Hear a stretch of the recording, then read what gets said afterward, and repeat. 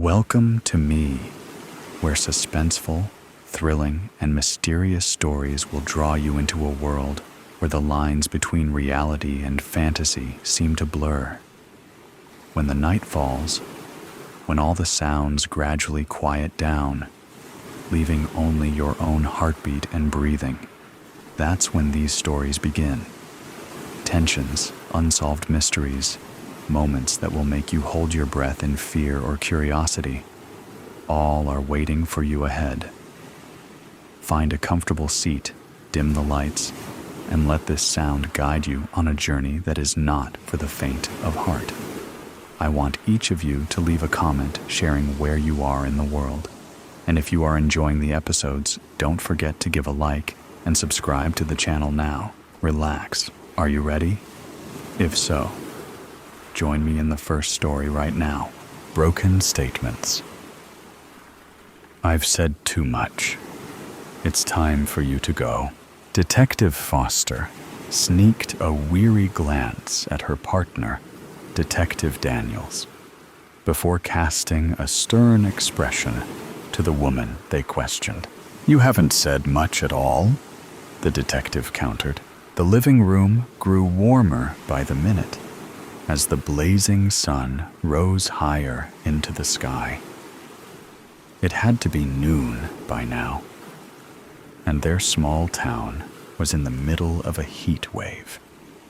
Crime was in short supply, thankfully, and these days, most of the calls they received were from the elderly asking for help to set up their air conditioners. This woman did not have any cool air circulating her home. Her windows were open, letting the stiff, warm air sit like an unwelcome guest. The woman crossed her arms, twisting her head abruptly away from the officers. "I can't say much more than I already told you. You're asking too many questions." Foster snapped her notepad shut, fighting the urge to roll her eyes. She turned her back on them to roam the living space. As she walked further away, she heard Daniels scoff. "We're asking questions to help you, and I've already told you my answers to those questions." "Barely," the woman gasped. "I don't like your attitude." Foster made her way into the kitchen as the bickering voices died down in the distance. Not that it was a large house, but she was more focused on looking around while the homeowner was distracted. Normally, she didn't condone her partner arguing with the victim, but sometimes it came in handy as a nice diversion. Earlier that day, the department had received a call from the neighbor claiming she heard breaking glass and then shouting. While on the phone, she noted the shouting had died down and all was quiet. Still, the woman's nerves were shaken and begged for someone to come over and check it out. First, the detectives visited the neighbor, but they didn't get any new information out of her. She was too afraid to even open the door for the officers. She had spoken to them through a crack in a window, motioning to the house next door. Foster made her way to the house first, while Daniels stayed behind to calm the poor lady down some. Foster had to knock on the door twice before the homeowner finally answered. Her name was Marianne Jules, and Foster guessed her to be in her mid to late 40s. She wore silk blouses, black dress pants, and was almost always in 3-inch heels when out around town. A string of pearls dressed her skinny neck that she always fiddled with. there was no wedding band on her finger, and as far as Foster was concerned, the woman didn't have any close family, nor did she know anyone in town before arriving. She lived alone and had recently moved here within the past 6 months. Marianne didn't make much of an effort to get to know the townspeople, and not everyone was eager to welcome her, Foster included. She remained polite, of course, but she was skeptical of visitors, especially visitors who stayed. Foster grew up in Willow's Landing, and over time, she realized one thing everyone here had in common. Every individual who made up the population here was born and raised in this small town. Sure, the occasional tourist came through, but no one ever moved to Willow's Landing, nor did anyone born here ever move out. When Marianne had finally answered the door, she was less than pleasant to see an officer standing on her front porch. She remained standoffish, but gave the detectives enough information for them to figure out the glass shattering the neighbor had heard was a window breaking. Marianne admitted someone broke into her house, which was enough for them to enter the premises, but they couldn't get any more information out of her. Marianne acted scared, but beat around the bush when asked why she didn't call the authorities herself. First, she thought it was her imagination. Then, she changed her tune and claimed she wanted to check it out herself.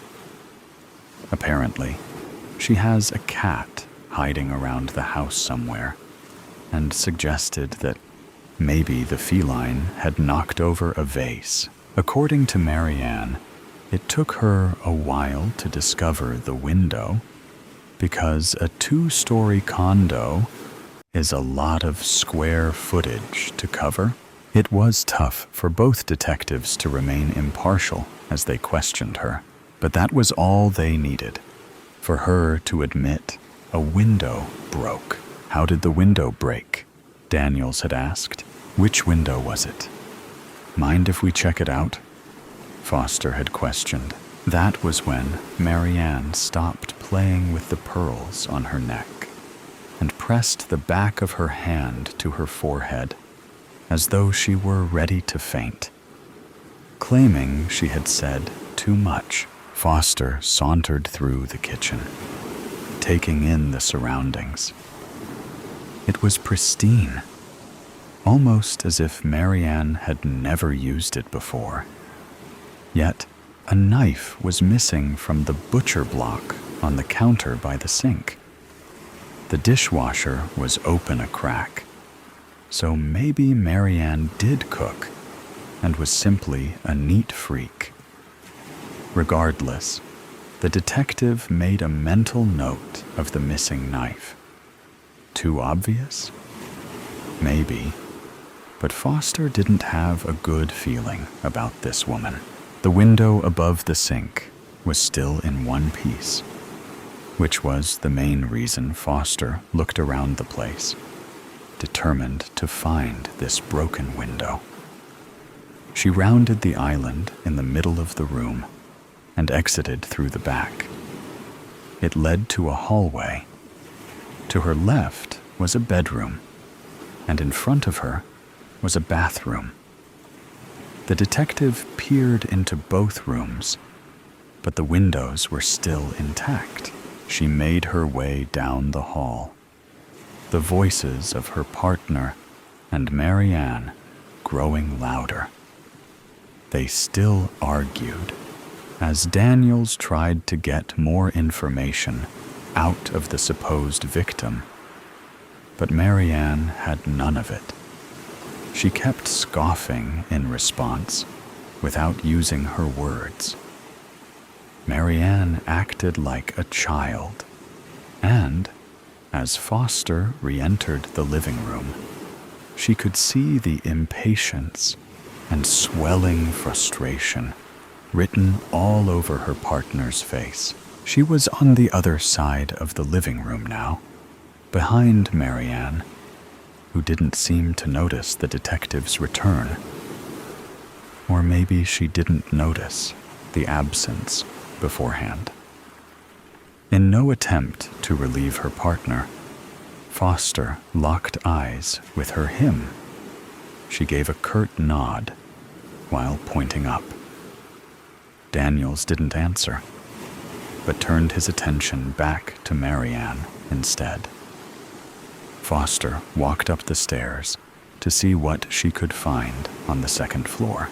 At the top of the landing, Foster faced the second bathroom. It was clean, the window unbroken. To the right was another room that looked to be an office or study area. Like the rest of the house, it looked untouched. The window was open, but not broken. A tuxedo cat sunbathed on the windowsill. So the cat was real, after all. Foster turned around, the stairs to her left now. She could hear her partner spouting off something to Marianne, but she couldn't make out the words. It was only a matter of time before Marianne kicked them out, so Foster had to act fast. There was one room left in the house, straight down the hall. If there was no broken window in there, she didn't know what they were doing here. Quickening her pace, the detective poked her head into the room at the end of the hall, which looked like the primary bedroom, judging by the queen-sized bed. Bingo! The window above the vanity was shattered to bits. Foster stepped into the room, noticing a messy trail of glass from the window to the other side of the room. Halfway through the trail, the glass on the floor mixed with red spots on the beige carpet. The detective stepped to the left, following the trail, before huffing out an exasperated sigh. On the other side of the bed, invisible from the doorway, lay the body of a man. Instinctively, Foster crouched beside the body, pressing her fingers against his neck. No pulse. She figured as much. She studied the body briefly. The deceased lay on his stomach, arms laying above his head, as though he had tried to break his fall. His legs stretched out behind him, as though he fell to his knees first. Foster grunted as she recognized the kitchen's missing knife from the butcher block sticking out of his back. From the cuts in his shirt, it looked like he had been stabbed at least twice, and clearly didn't see his attacker coming. A pool of blood, still damp, surrounded the body.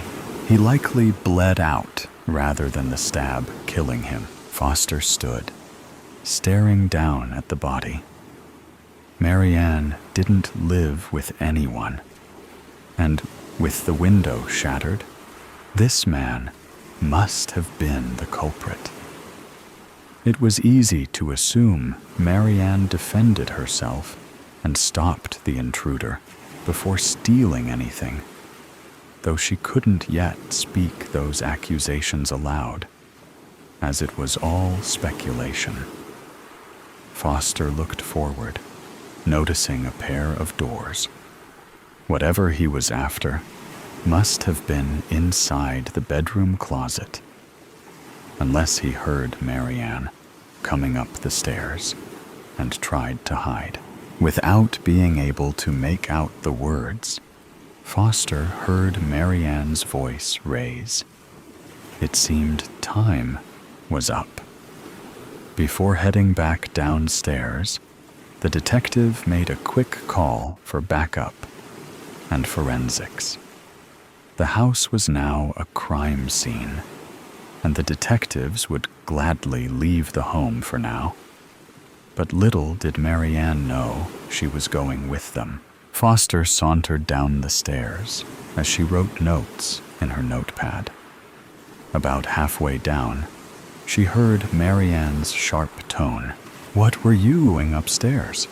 Who gave you permission to go upstairs?" "You did," Foster replied. "We came over to check out a possible break-in, and you let us inside.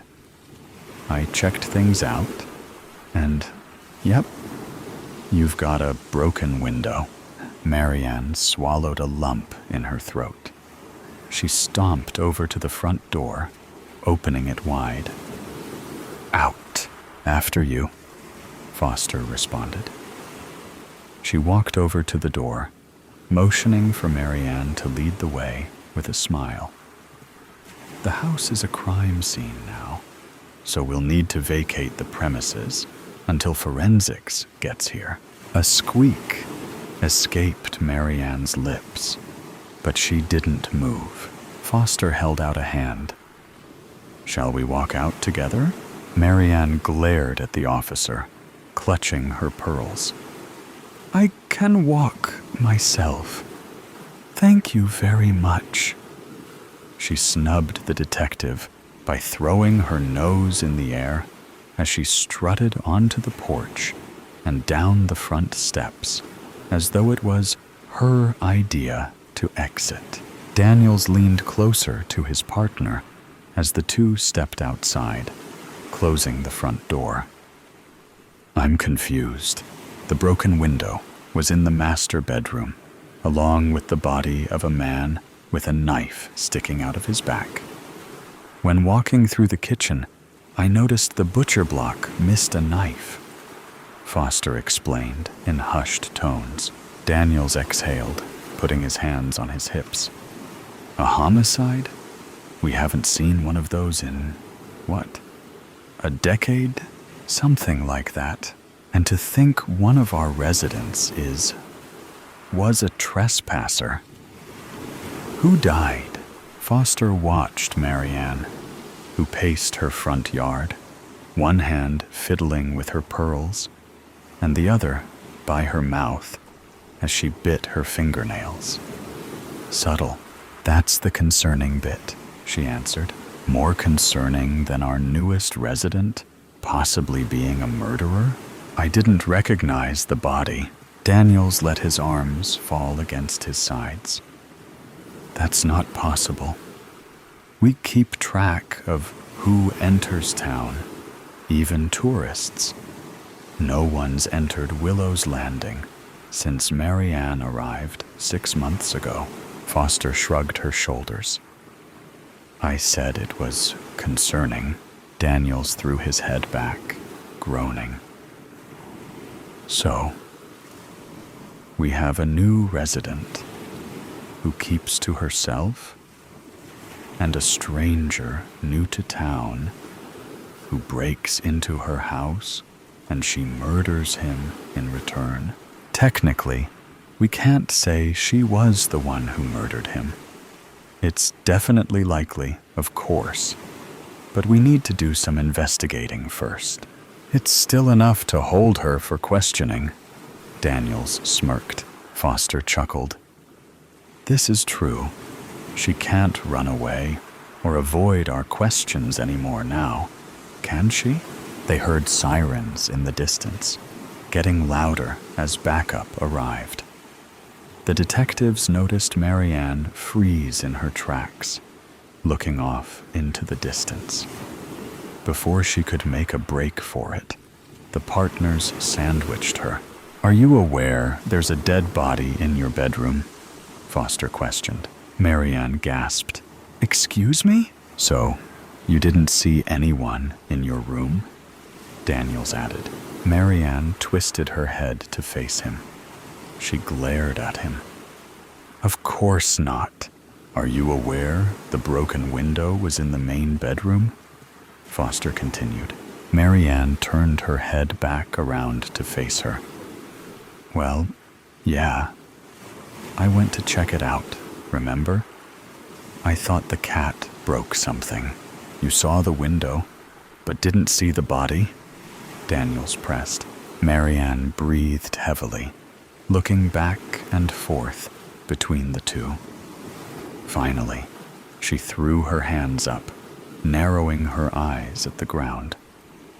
I don't know what you think you're trying to do, but it won't work on me.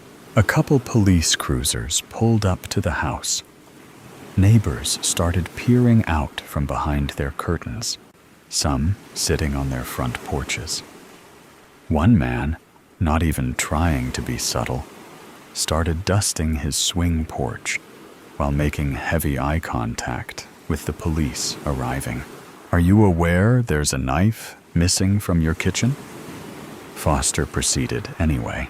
Marianne stomped her foot, covered ears, and squeezed her eyes shut. The detectives rolled their eyes at one another. Daniels took this as an opportunity to step away to get the rest of the team up to speed. I refuse to be interrogated like this. You came by without my calling you for help. You searched my house without a warrant. Now you're treating me like some sort of criminal. Foster folded her arms, shrugging nonchalantly. Fine. Forget the body. The fact remains that someone broke into your house, and now they're dead. Were you expecting anyone today? Marianne relaxed her shoulders, staring quizzically at the detective. No. Was someone staying with you at your house? No. Have you spoken to anyone recently about something special you keep in your house?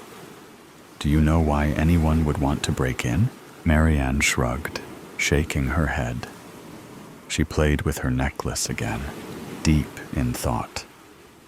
No, I've never even seen him before.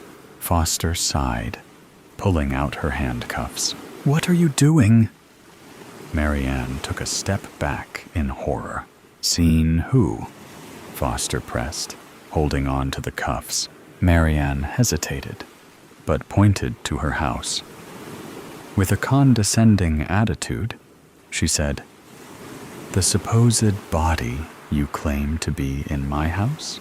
Matching her tone, Foster replied, We never said the body was a man. Marianne froze, pressing her lips together. Put your hands behind your back, Foster said. Marianne did as she was told, too shocked to disobey. She listened as Foster read her rights, too stunned to speak. As soon as Foster completed the speech, Marianne opened her mouth to protest. But the detective stopped her as she led her to a squad car. Don't speak, she ordered. You've said too much already. The above story ends, but the suspense and thrill have never stopped. Right here is another equally interesting story. Please continue listening. To the person who buys my house. Months ago, I uprooted my entire life and moved across the country with very little plan. My wife left me out of the blue. With no tether, I cashed out my 401k and threw caution to the wind. I drove until I saw snow before deciding to try out the small town life. After nailing down a full-time job and growing tired of life in the town's only hotel, I reached out to a realtor and asked her to show me the house that's been on the market the longest.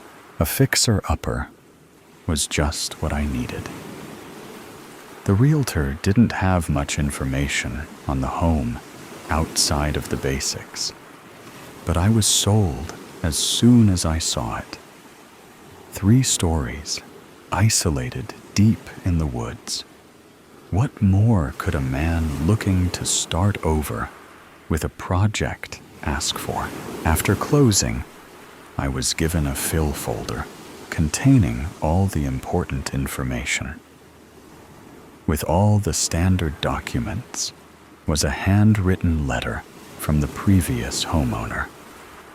The contents of the letter have me questioning if I made the right choice, but I've never been one to turn down a challenge. I have typed the contents of the letter below. To the person who buys my house, congratulations on the purchase of your new home. Or perhaps, should I say, you're welcome for your new home. I can only imagine what type of person you may be. A first-time home buyer? A newlywed couple just starting out?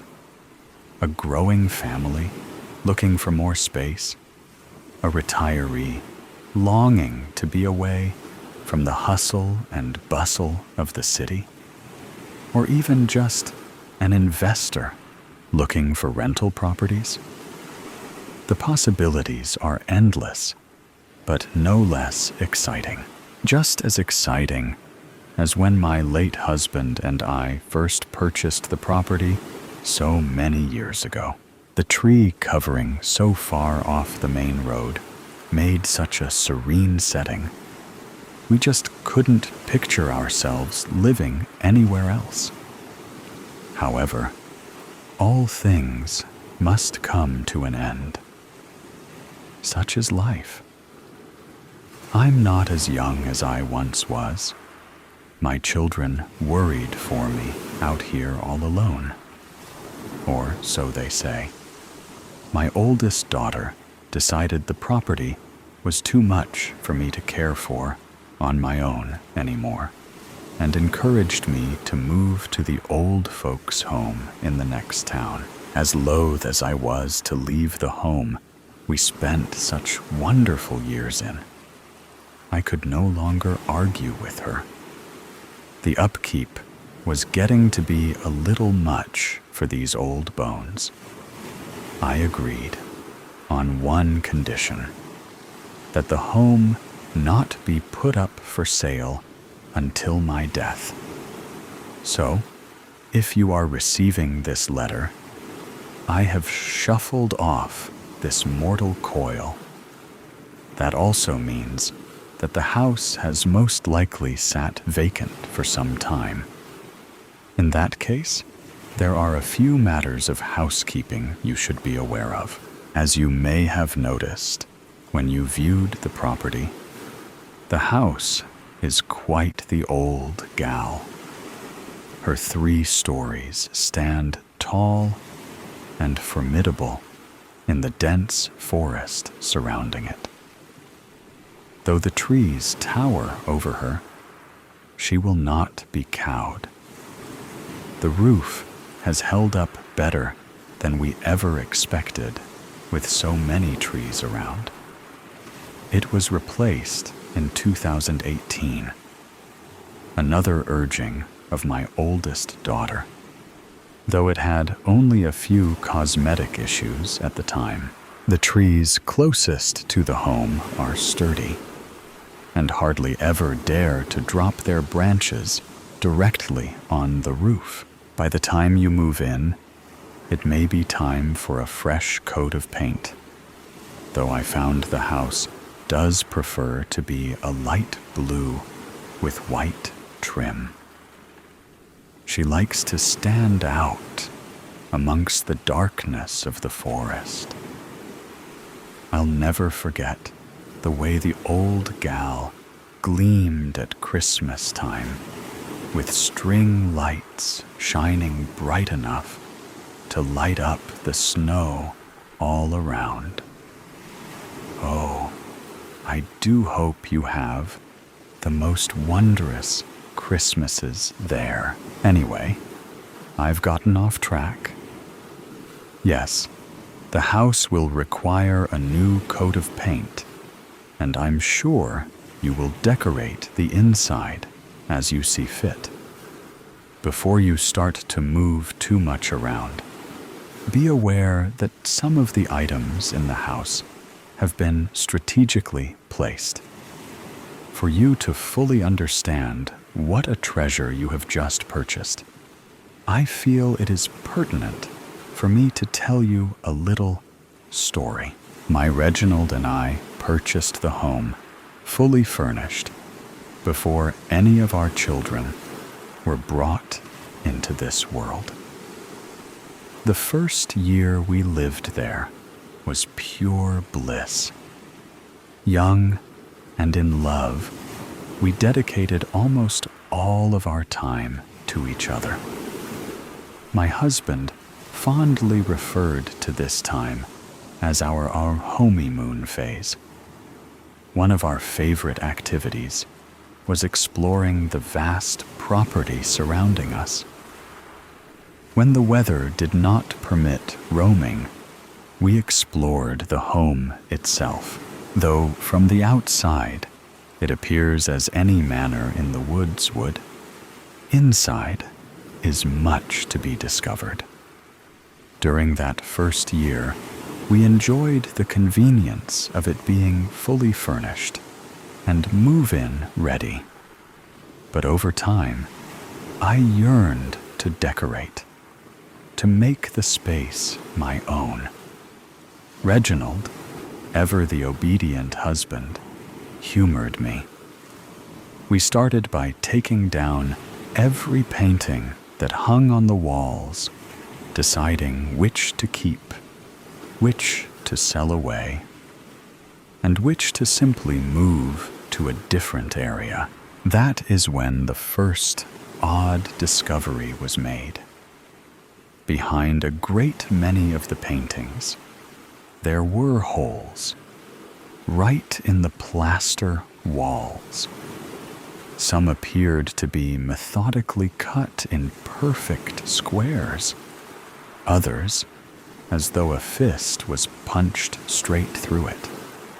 We, of course, decided that those would eventually be covered back up. I piled the painting up in the drawing room and set about cleaning the walls. By the end of the day, I had yet to decide on what exactly to do with them. So I let them lie and went to bed. In the morning, however, they were all hung perfectly back in their spots, as if all my work had never happened. For days, I assumed Reginald had done it, and he assumed I had. We ultimately didn't speak of it until it was too late. When my Reginald started back to work as supervisor of the factory in town, I resumed my endeavor to make the home feel like it was mine. I hated the big rugs scattered all around the place. I've always preferred a nice hardwood floor. No need for carpets that hold all the dirt and hair that's dragged in. The furniture was easy enough to move out of my way, and the rugs all rolled up nicely. I was mighty proud of my hard work until I got a good look at the wood. Large, dark, discolored splotches marred what should have been beautiful hardwood hiding under those ghastly rugs, which I'm sure you've seen. Unfortunately, much like the paintings, the rugs remained. I'd go into more detail, but some of the full truths have been lost to time. But I will tell you, be careful what you look behind or under. Though the house allowed me to dust and paint and add decor as my heart desired, it did not allow me to leave any of its secret spots uncovered. Behind dressers cabinets, doors, paintings, mirrors, and under couches, chairs, and beds, the house hides. After the first year, I gave up trying to rearrange and became content with adding a few of my own touches here and there. I think that once the house realized I'd stopped trying to change it so much, it settled down. For a while at least, we entered a time of peace again. But the monotony of loneliness began to get to me. Thankfully, we soon welcomed our oldest daughter. As soon as she arrived, the house awoke with laughter and joy. All hours of the night, she would giggle, and the house seemed to echo with it, those echoes long lingering even after she fell asleep. As we welcomed more children, it seemed that no matter how much we tied, the house remained scattered with toys. It was as if I'd turn my back and they'd all jump right off the shelf and resume their places on the floor. The never-ending chore of putting away made me weary to my bones. In a stroke of wisdom, my Reginald decided one summer to send the children to my mother's for a week. She lived on the coast, never one for the colder air where we chose to live. We didn't see her often, and the children did love her so.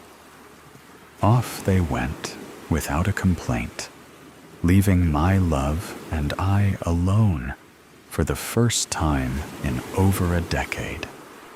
We didn't know what to do with ourselves. That first night, it was as if we were newlyweds again. But I won't traumatize you with any of that. We felt so young again, only waking when the sun finally shone through our bedroom window, with no rush to feed the masses. When we finally emerged from our bed a little after noon, we walked into an unexpected scene. Every toy, book, pen, shoe, and piece of sports equipment that belonged to the children had been strewn about the first floor in the most uncivilized manner. There was no question that the house had been perfectly clean the night before. Our first thought was that we'd been burgled, that someone had broken in, thinking we'd all left for the coast. The only problem is, we told no one the children were leaving, and we had no neighbors to have noticed their departure. Regardless, we checked for signs of forced entry on all the doors and windows. Finding nothing, we were forced to believe it was whatever force we had once felt in our home, agitated with us once more. As you've probably ascertained, the house is very particular. We had come to accept not being able to move the furniture or pictures, but were only just realizing that the house did not like many of the new things we'd brought in either. How many times had I picked certain toys up off the floor, only to find them there again in the morning? How many times had I unfairly blamed the children for messes they claimed they knew nothing about? That morning, we saw the truth of the matter, and I knew something had to change. The children didn't deserve my anger or anxiety. They were not to blame. When they returned, I was sure to tell them as much. But before then, we had to find a way to coexist again with the forces in the house. What should have been a week of relaxation and reconnecting became a week of trial and error. On the first day, we tidied the house, putting everything back where we thought everything should go. Each room made perfect. Then we waited for the first item to fall out of place. As if the house was testing us, it took hours for anything to happen that first day. Then it started, slowly at first, giving us time to notice the items that were out of place, time to correct. It seemed to go in order of the things that bothered it the most, or maybe just the longest. The first toy to go was a set of bells we'd gotten when our oldest was small. The set was a popular toy amongst all our babies. With our youngest being nearly 8 at the time, these bells hadn't truly rung joyously through the house in years. Yet they always made their way off the shelf onto the rug. Our family's peace was more important than any sentimentality, or at least that's what my husband and I agreed. And into the bin they went. Quickly, we noticed patterns. Toys that made too much noise. Shoes that left scuffs on the floor. Sports equipment that may or may not have been involved in a few broken windows and busted light bulbs. Books that sat too heavy on the overburdened bookshelves. Room by room we went, removing any and all items the house found to be offensive. It was by no means an easy undertaking. So many items had many more years of use left in them. But knowing what I knew, I could no longer sacrifice my sanity for a few boxes full of possessions. When the last box of offending items left the property, it was as if the house itself took a deep, calming breath. I hadn't quite realized just how stressed I'd been feeling until I didn't feel it anymore. Weight I'd grown accustomed to bearing eased off my shoulders. The air was lighter, the lights were brighter, and the house even seemed to smell better. Not that there was a noticeable bad smell before. Everything just felt better. That night, Reginald and I slept deeply for the first time in years, waking refreshed and ready for anything. I was ready for my children to come home. This week had been the longest we'd been apart since the youngest was born. I'd spent 2 weeks in the hospital that time, but that's neither here nor there. We had 2 more days before my mother would return them to us, sun-kissed and spoiled rotten in the best way. In those 2 days, I made time to sit quietly and listen to the house the way I used to when it was just Reginald and myself. Familiar creaks and groans greeted my ears. My senses were filled with the house. The smell of wood, water, earth, detergents, fabric, food, all seemed to swirl around me. For a long while, it was all just the normal feelings of home, of any home. Every house I'd ever lived in had the same smells and sounds. I assume every house in the whole world has the same base set of smells, sounds, and lights.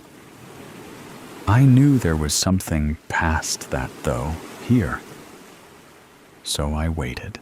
A few months back, I'd read a book on meditation, hoping to help lift some of the stress I'd been buried under.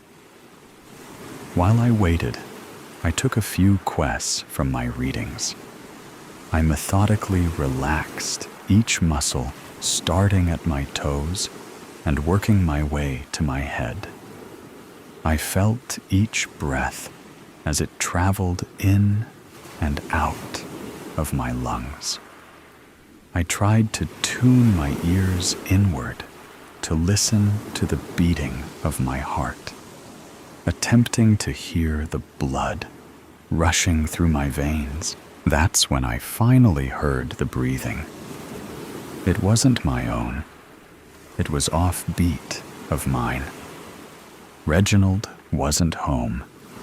We had no pets, but the slow, deep, steady breaths were just a whisper in my ear. I focused with all my might on the sound, hoping to pinpoint the direction it was coming from. Realization dawned on me. I was all around me, as if I was inside a lung. Then, a heartbeat, slower than my own, reverberated around me. Slowly, I opened my eyes. What I saw changed everything. Ever so lightly, the walls billowed in and out. Ever so slightly, the chandelier above my head rhythmically bobbed, as if contracting, thrumming. Everything in the central family room moved in a steady beat. How many days had we spent in this room? The majority of our lives circulated in this room, where we were most often all together as a family, the way a family room should be used. We often joked that this room was the heart of the house, because there was always so much love here. We were not wrong. This room truly holds the heart of the home. You may think I'm crazy, but I am telling you, here and now, the house is alive. It is not haunted. There are no goblins or ghouls. The house itself is a living, breathing being, a being that I have cared for, just as it has cared for me, for more years than I care to count. You see, my daughter never believed. She did not understand. When I finally agreed that I was too old to care for the house on my own, it was because the house told me so. Not her. I was growing too old to care for it, and in turn, it could no longer care for me. It needs someone younger, someone to breathe new life into it again. And if you care for it, it will care for you. When tended to properly, it will multiply your life and give you more than you can ever imagine. I do hope Carmen found the right person to take on the challenge. I pray the house does not miss us too terribly much.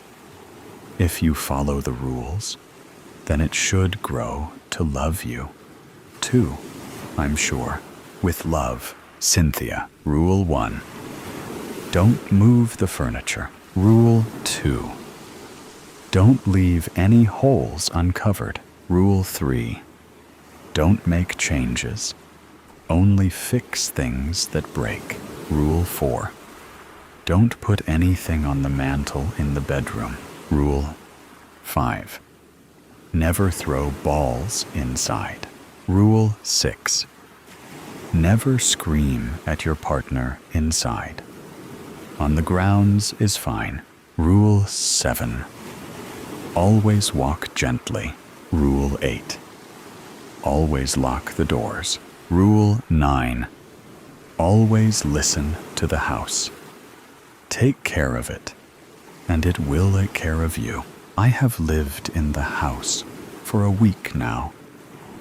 What I thought to be the ramblings of a crazy old woman who wanted nothing more than to stay with her home have quickly become undeniable truths. On my second night, the house welcomed me in a way only it could have. I'm not sure if this makes me just as crazy as her, but I vowed to care for this home as long as it cares for me. Let's continue with the next, no less thrilling stories. The Quiet Witness. Ava Winter had always been defined by her words. They were her weapon, her shield, her very identity. As a journalist, she had built her career on exposing truths hidden beneath layers of deceit. Her voice, steady, compelling, unmistakable, had won her awards and opened doors to places most people could only dream of. But now it was gone. How did this happen to me? She wondered, her eyes tracing the blank walls of her small, lifeless apartment. Each morning felt like waking into a nightmare she couldn't escape. For 6 months, she had tried to piece together the shattered fragments of her existence, but nothing seemed to fit. How could she move forward when the very thing that had defined her, her voice, was lost? I used to fill rooms with my words. Now, I can't even manage a whisper.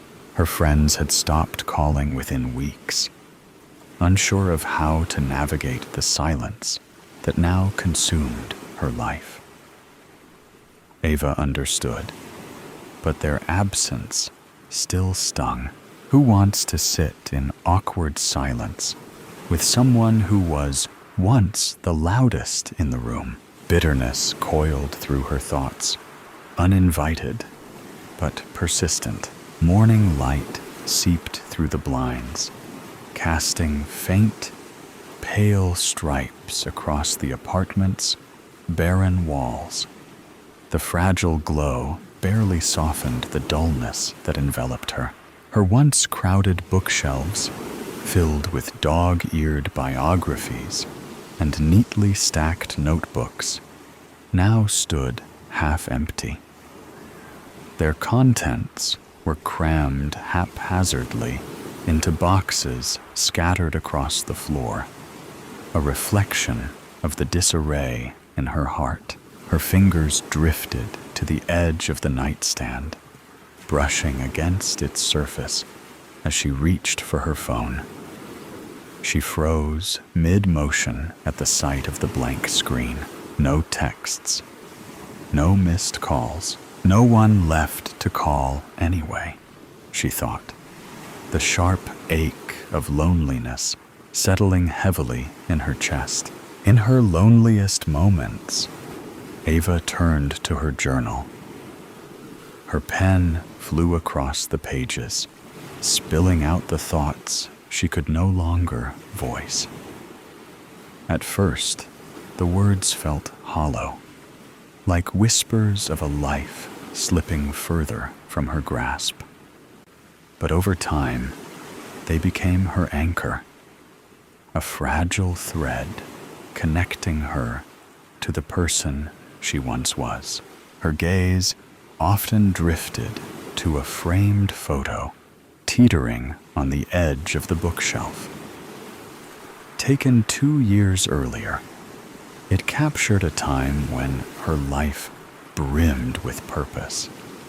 Her byline had graced the city's most prominent publications, her career thriving.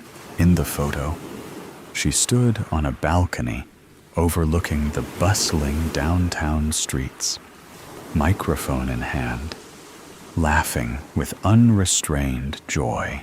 The memory clawed at her heart. I used to own every room I walked into. Now, I'm trapped in this one, swallowing me whole. Ava's fingers grazed the leather-bound journal, resting on her desk. She flipped it open, watching as the transformation unfolded before her eyes. Once neatly penned entries filled with hopeful plans and promises had turned into chaotic scribbles and unfinished thoughts. The journal had become more than a daily ritual. It was her lifeline, a fragile thread connecting her to a reality she feared was slipping away. Even as she poured her thoughts onto its pages, the oppressive stillness of the room closed in around her, heavy and stifling. Tightening her grip on the pen, she thought, "How did this happen to me?" With deliberate strokes, she scrawled 2 words across the page. Still here. She stared at them, letting the silence stretch, their uncertain and resolute meaning. The park had become her only refuge from the stifling walls of her apartment. She appreciated how the trees muffled the city's constant noise, providing a space where the silence felt peaceful rather than overwhelming. The biting winter air stung her cheeks as she wandered along the familiar path, her boots crunching over frost-covered grass. Skeletal trees creaked softly in the wind, their shadows reaching across the ground like long fingers.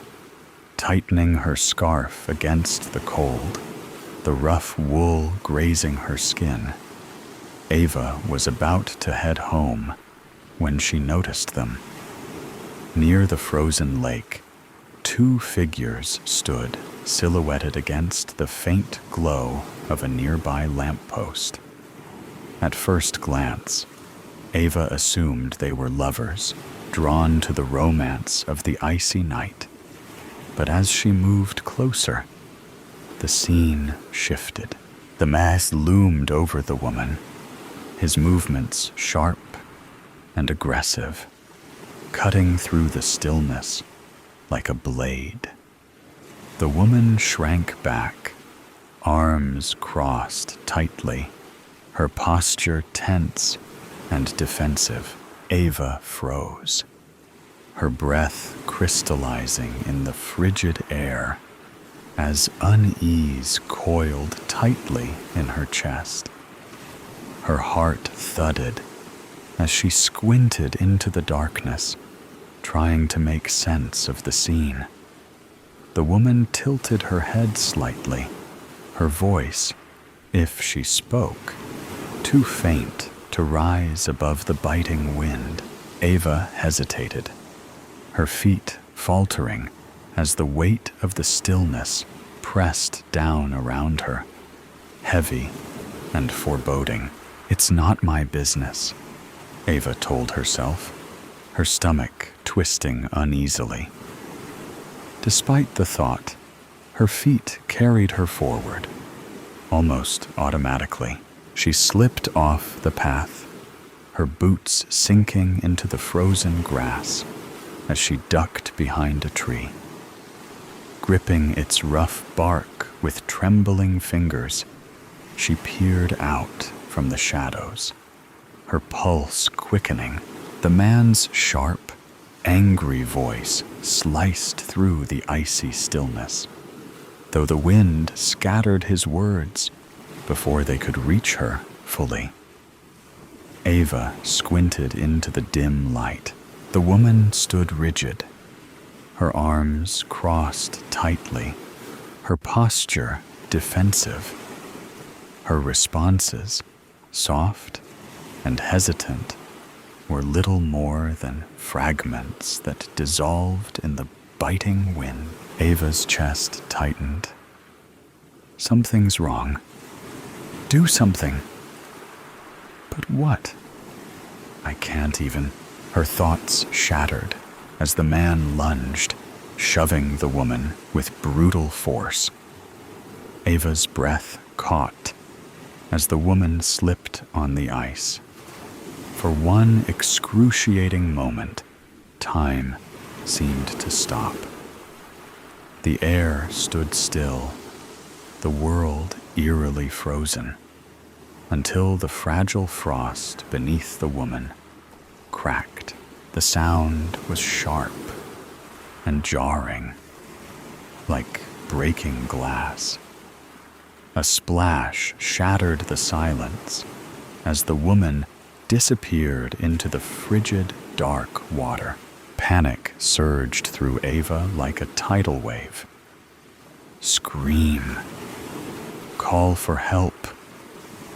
Do something, she begged herself, but her voice refused to come, locked deep within the recesses of her mind. Desperation set in as her shaking hands fumbled in her pocket. After a frantic struggle, she pulled out her phone and hit the record button, her fingers trembling against the icy metal. Then he turned. The man's head snapped toward her, and their gazes locked with unnerving precision.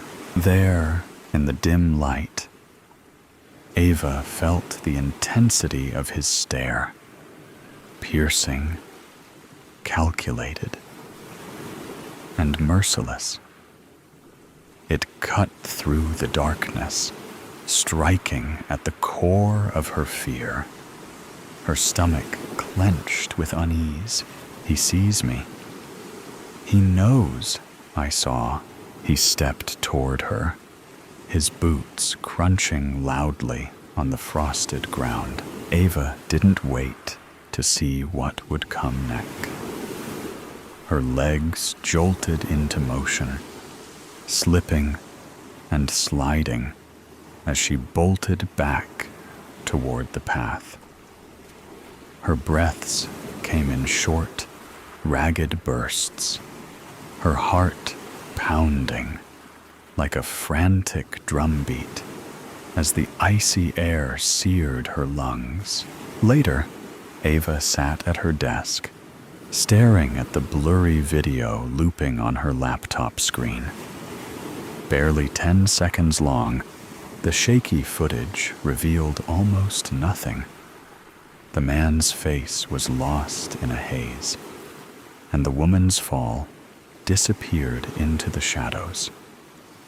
It's not enough, she thought bitterly, frustration coiling in her stomach like a spring. Clenching her fists tightly, she replayed the scene again. I saw it happen. I know what I saw.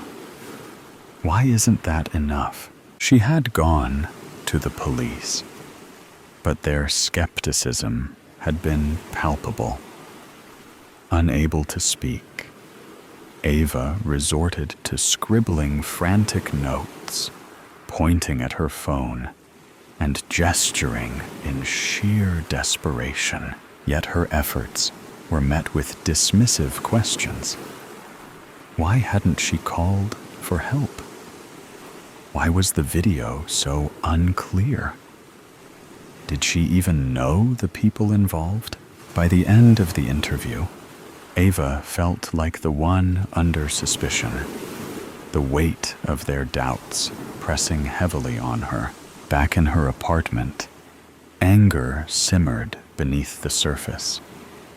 Her notepad lay open on the cluttered desk, its pages littered with hastily scrawled thoughts and disjointed leads. As she tapped her pen against the edge of the desk, the scene replayed vividly in her mind. How could they dismiss it so quickly? She thought, her chest tightening. You were there. You saw it. Isn't that enough? But the memory of the detective's dismissive tone echoed, fueling the frustration building inside her. Ava slammed the notepad shut. This is why I became a journalist, to expose people like him, to give a voice to the powerless. And now, I'm the one without a voice. Her laptop screen flickered. The video paused on the shadowy outline of the man by the frozen lake. No features, no clarity, just darkness. Ava clenched her fists, biting back the doubt, gnawing at her resolve. Not enough, she thought bitterly, as she grabbed her pen and scrawled the words across her notepad with such force that the paper tore. Her hands trembled as the detective's words replayed in her mind. A blurry video isn't much to go on. Without more, there's not much we can do. Tears prickled her eyes. They think I'm delusional. They think I imagined it all. Helpless, powerless. She swallowed hard, her throat tightening. You're not helpless. You've never been helpless. Her reflection in the window caught her eye, tense and weary. She leaned against the wall, inhaling deeply, her fists still clenched. This is why you don't quit, she reminded herself. Because people like him can't get away with this. You can't let them win. A sharp chime from her computer broke the heavy stillness. Crossing the room, Ava froze when she saw the sender's name. Lucas. Her breath hitched. A flicker of something she hadn't felt in months breaking through the haze. Hope. His response was brief, but direct. And it ignited something in her. You're not doing this alone anymore. Lucas had been there during her prime, one of the few who understood her dogged pursuit of the truth. Now, he was ready to help. Together, they began unraveling Victor Hayes's carefully concealed life. Corruption, intimidation, a pattern of calculated violence cloaked behind a polished facade. Each new revelation strengthened Ava's resolve. She stared at a photo of one of Victor's previous victims, her fingers gripping its edges. He's done this before, and no one stopped him. That changes now. Memories flickered like faint echoes. Raised voices, papers scattered across a desk, a room cloaked in shadow. Ava pressed her hands to her temples, trying to grasp the elusive fragments. Think. What did you see?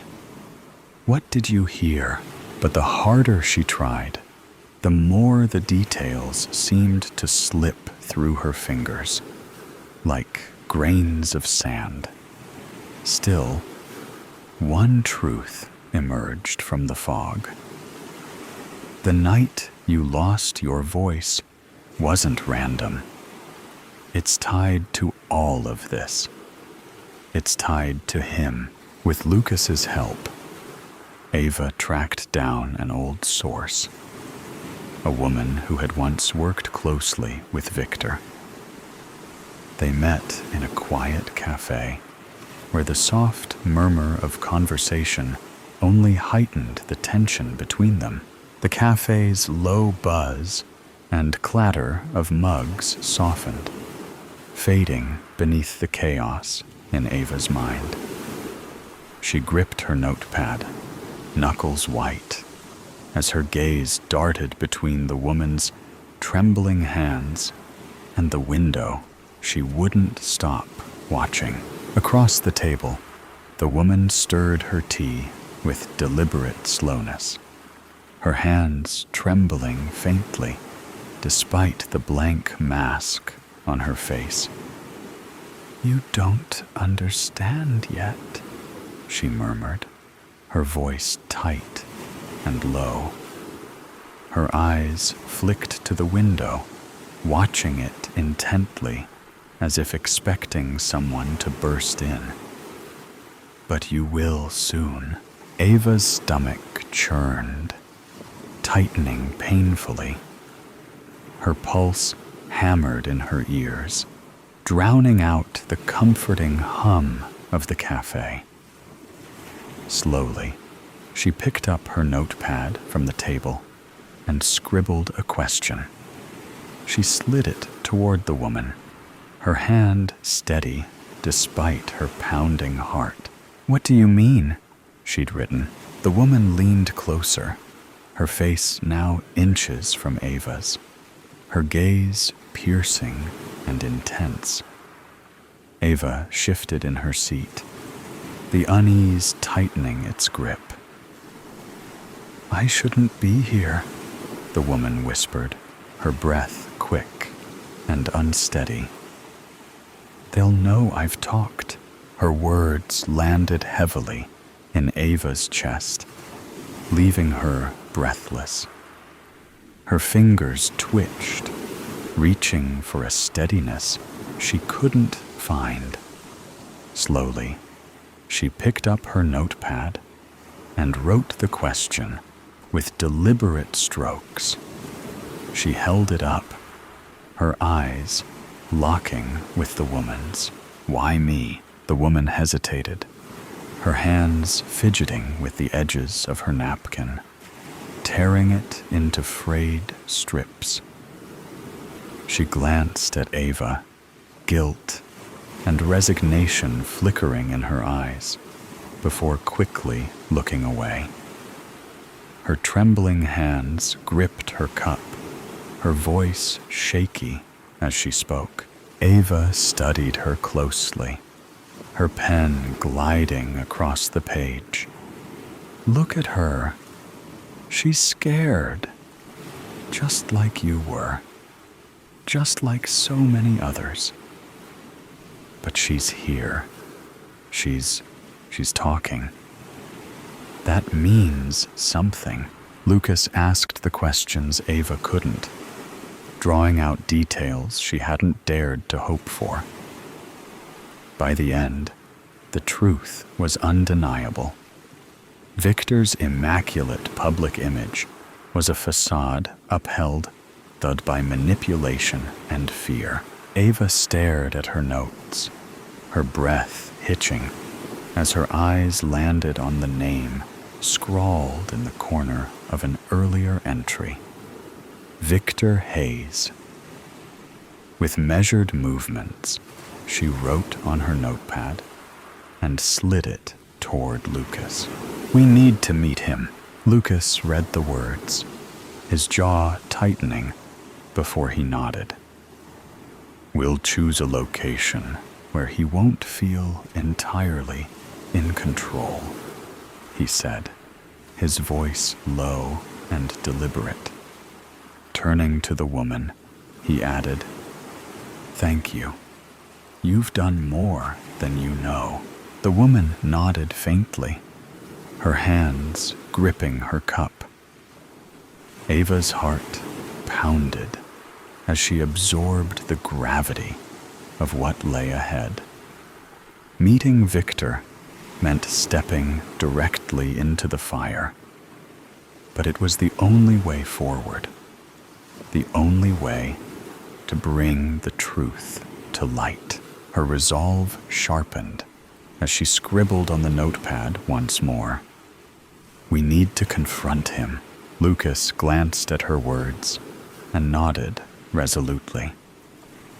"If we're doing this, we have to be strategic. We need neutral ground, somewhere he'll come but won't own." The theater was his idea. "It's neutral ground," he said. "Somewhere he'll come, but not somewhere he'll own." Ava wasn't convinced. What if he doesn't show? She'd written on the pad between them, her pen pressing into the paper with doubt. "He will," Lucas had replied, leaning closer, his voice steady. "He'll want to see the pieces for himself. He can't resist thinking he can still control the outcome." And so, the message was sent, its contents carefully constructed to lure Victor out. The stage was set, both figuratively and literally, for the confrontation that Ava knew could change everything. Now, as she stood in the hollow shell of the theater, its grand interior reduced to shadows and decay, the weight of that choice settled heavily on her.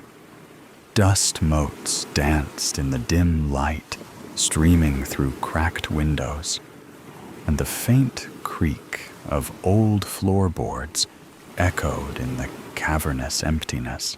Her evidence was meticulously laid out before her on the stage, each piece feeling like a fragile lifeline, a thread connecting her to the truth.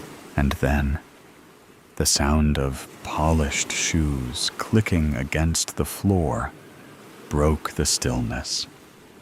Each step deliberate, each echo sharper than the last. Victor Hayes emerged from the shadows at the back of the theater, his presence filling the room before he even reached the stage.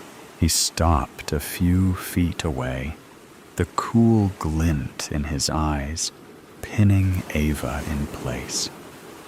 His suit, pristine and unyielding, seemed to mirror his demeanor. Impeccable, yet menacing. "You should have stayed quiet," Victor said.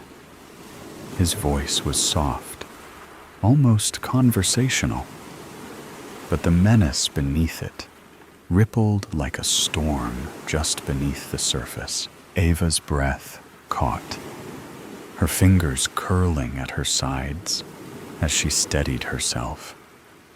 The weight of his presence was suffocating, but she forced herself to meet his gaze, refusing to look away. Inside, her thoughts sharpened, cutting through the fear. "I don't need a voice to bring you down. My story is louder than you'll ever be." Victor's smile was faint, more an indication of control than amusement. "This," he said, gesturing to the evidence before her with a flick of his hand, "isn't going to change anything. You think you've won, but you don't understand how the game works." Lucas stepped forward, breaking the tension momentarily, as he began presenting the truth piece by piece. His voice was firm and steady, and for the first time, Ava saw Victor's polished exterior begin to fracture. His jaw tightened, his eyes narrowing ever so slightly as each revelation chipped away at his armor. "You don't understand what you're doing," Victor said finally, his tone cutting and sharp now. "You think justice is on your side. You're in over your head." But Ava didn't flinch. As the cracks in Victor's facade grew, a strange calm settled over her. Her silence, once a source of despair and weakness, now felt like an unassailable wall. This was the moment she had fought for. The truth was out, and it was louder than anything Victor could say or do. She stood taller, her composure unbroken. "This is it. This is why you fought so hard. This is what they can't take from you," she thought, the strength in her resolve radiating outward. Victor stepped back, the calculated anger in his eyes barely contained. For the first time, it was clear. He wasn't in control anymore, and Ava, with her silence and the undeniable power of truth, had turned the tide. She had proven that even without words, her voice could echo louder than his threats ever could. And the next story will be told right away. Please listen carefully. Car radio. The silence is deafening. Finley stares at the empty slot where the radio should be. The hole in the center console mocks him. The engine roars and jumps to life. Finley laughs at the power and presses the gas pedal. The engine responds and races down the street. He sighs and shrugs off the silence. At least it's a nice car, he thinks to himself. Finley grips the steering wheel tighter and continues to drive. He's never driven a convertible before. The large amount of snacks sits in the passenger seat. 3 bags of chips, several candy bars, a meat stick, a couple of grape sodas, Red Bull, and an orange Gatorade are piled into a small mountain next to Finley.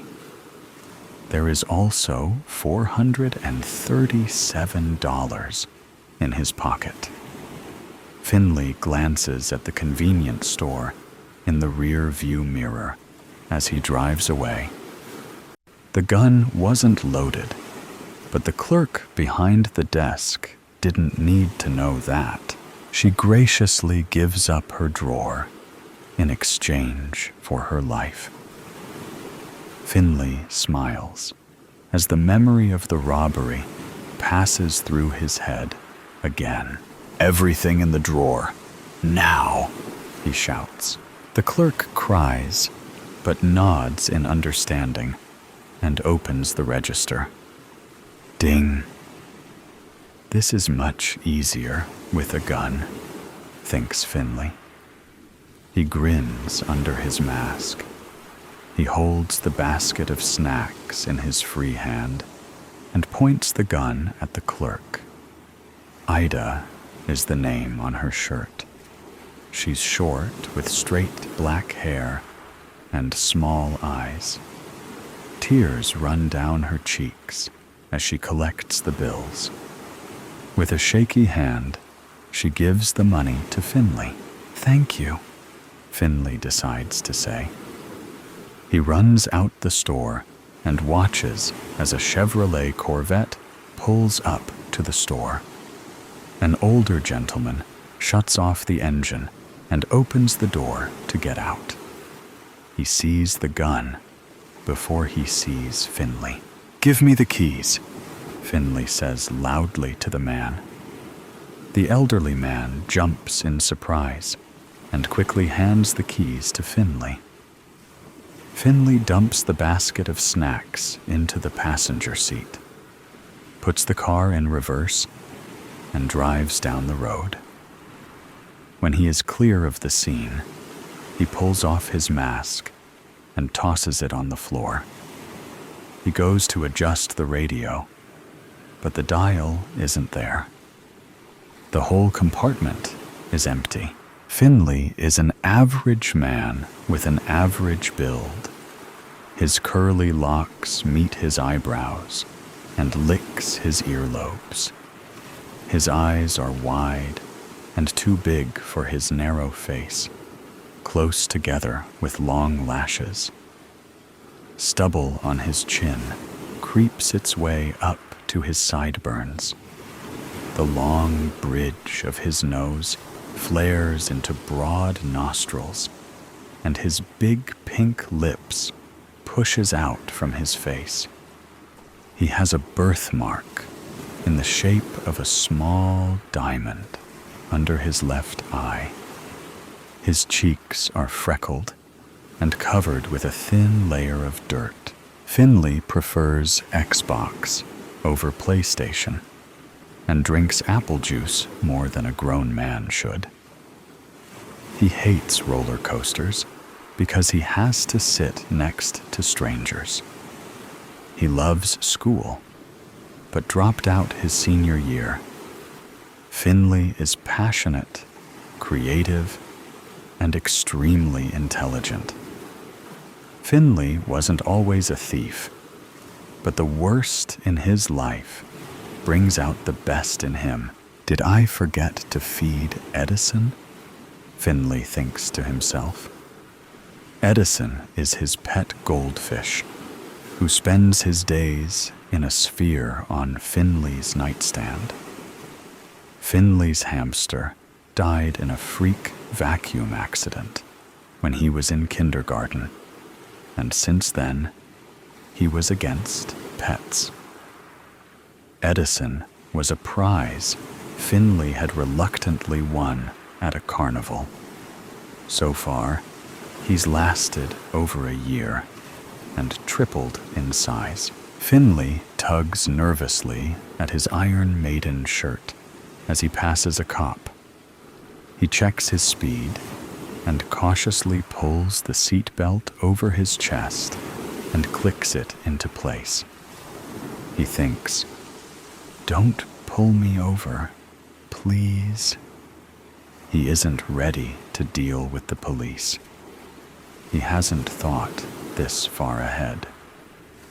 The officer turns left and into a gas station. Finley sighs, relief, and looks back at where the radio should be. It's too quiet for him. His thoughts float carelessly through his head. He pictures himself as a police officer for a moment and laughs at the thought. If his dad was around, or if his mother stopped drinking, if his brother never beat him, and if he stayed in school. He wondered where his life would have been then. What kind of person he would be now. An outstanding citizen, he imagines, with a wife and kids. He creates the vision of his family in his head. A woman with large breasts and red hair. 2 kids, 1 boy and 1 girl, with toothless smiles on their dirty faces. They would be soccer players, like Finley was, and always outside. He shakes off the thought. Sucks not having a radio, he thinks. He sits up taller in the driver's seat and lets out a little scream. Ah! He relaxes and slumps back into his seat. He tries to whistle and fails, only allowing air to escape his pursed lips. He blows a tune through his teeth and grunts in frustration. I wish I knew how to whistle. Both my parents could. Even Franklin can, he says in his head. He tries again, and a small tweet of a sound flies from in between his lips. He grins at his small accomplishment. I hate tuna fish, he thinks. Finley starts to space out behind the wheel. The lack of sound tricks his brain. He visualizes a concert he went to last year. He remembers all the pockets he picked and wallets he stole. He made 5 times the amount of the cost of the tickets he paid for, but wasn't able to enjoy the concert properly. The songs of the band echoes throughout his mind.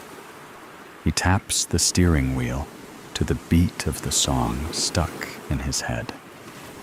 He hums the melody. He looked back at the center console and sighed loudly. There wasn't even a clock. What time is it? He wondered. I should have stolen a watch. Or a car with a radio. The car was quiet. Even the purr of the engine was hushed. Everything is still, except the thoughts in Finley's head. He thinks about the graduation he never attended, the smell of his last girlfriend right before she walked out the door, the taste of sea salt ice cream and how it was superior to any other flavor. He pictures the last family photo they had together when times were good. How Franklin had his arm around him in a rare, loving embrace. It is loud in Finley's head, and there is no sound to hide behind. He groans and tries to shake off all his thoughts, clear his head. It's no use. The thoughts always come back, stronger and louder than before. He is going mad from the silence. I can pull the steering wheel. It would be easy to wreck such a nice car. The guardrail teases Finley. He envisions the crash in his head and plays out the scene slowly. The metal twisted around the body of the convertible, the popped wheel and broken windshield. He shakes off the thought and continues driving, now upset by the concept he created in his mind. He can't distract himself from himself. There was nothing to drown out his perception of his own ideations. He can't clear his head. He's trapped within himself. Finley screams and pulls the car over. The wheels spin angrily against the dirt on the shoulder. He bangs the steering wheel with a fist and groans. He hears the sound of sirens and looks in the mirror. He didn't notice the police officer that pulled a U-turn at the last intersection. He didn't see the car behind him getting closer and closer. He watches as a police officer steps out of his squad car and aims a gun at his Corvette. Now what? This isn't part of his plan. He licks his lips and glares at his new challenge. He throws the car into drive and slams on the gas pedal. The car lurches forward and spins wildly back on the road. The cop calls it in and drives after Finley. The 2-lane road was barren. The twists and turns makes Finley feel he was back on a roller coaster without the strangers. The contents of his stomach sloshes around. Well, this is great. He wanders ahead, trying to come up with a plan. He didn't know these streets that well, and another police car pulls up alongside Finley. He kicks up the speed and lets out a yelp as the car responds. They race down the street. The sirens blare loudly. Finley watches as the police cars serve and drive around each other like synchronized swimmers after him. These guys are good, but not as good as me. I need to lose them. He thinks about car chase videos he's watched online and in movies. The bad guy always gets caught somehow, with some small mistake he plans to avoid. He turns down a dirt road quickly, but the cars behind don't falter and follow him. The dirt is slick on the wheels, and with the sharp turn, he flips the car. He curses himself as the car rolls into the ditch upside down. The sound of scrapping metal pierces his ears. It's quiet for a moment as the dust settles. He wasn't going to get caught. Especially now, they will find out exactly how many people he's robbed. He isn't planning on going to jail. Edison would miss him. "Step out of the vehicle with your hands in the air," the officer shouts, spit flying out of his mouth. They were behind open car doors, ready for Finley to react. Finley's heart races as his hands went for the unloaded gun. "You'll never take me alive, coppers," he shouts in his mind. He smiles. He was on the track and field team in high school. Surely he could outrun the police. He's done it before, with success. He pushes the car door open, and without thinking, Finley hops out the car and runs, pointing the gun behind him. His feet slip on the loose gravel, but he collects himself and moves his feet fast underneath him. He takes 3 more steps away from the police, gun heavy in his hands. Bang! The silence is deafening. Just when you think all the weird stuff has been told, the next story will make you think again. The Man in the Lake. Since I was a child, I've feared him deeply, though I've never laid eyes upon his elusive person. I can remember vividly walking along the narrow trail that surrounded Lake Victory during the Ides of October. The water, dormant and as reflective as glass, was enraged by the fiery reds of the perishing leaves that clung desperately to the maples surrounding it. If you glanced from a distance, you'd think it was a pit of lava, scorching through the center of the earth, from the leaves that already pirouetted to the ground. A magnificent blanket of gold and orange stretched invitingly along at your feet. Consequently, as the trees became more barren, the seasonal breeze squeezed between the branches, knocking together their nimble limbs. With its powerful grasp, the whooshing breath of Mother Nature would envelop all sounds within an ear's distance of man. This type of silence was cathartic. If you closed your eyes, you could become coalesced with its gentle movement, as a spider web would become accessorized against the unbeknownst skin.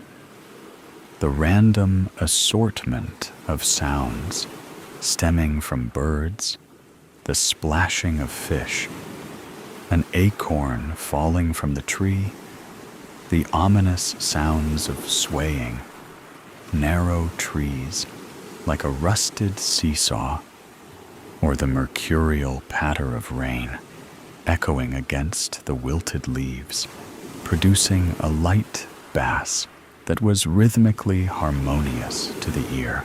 My grandfather always mentioned this man was always present, but you had to search persistently without fear or a cluttered mind.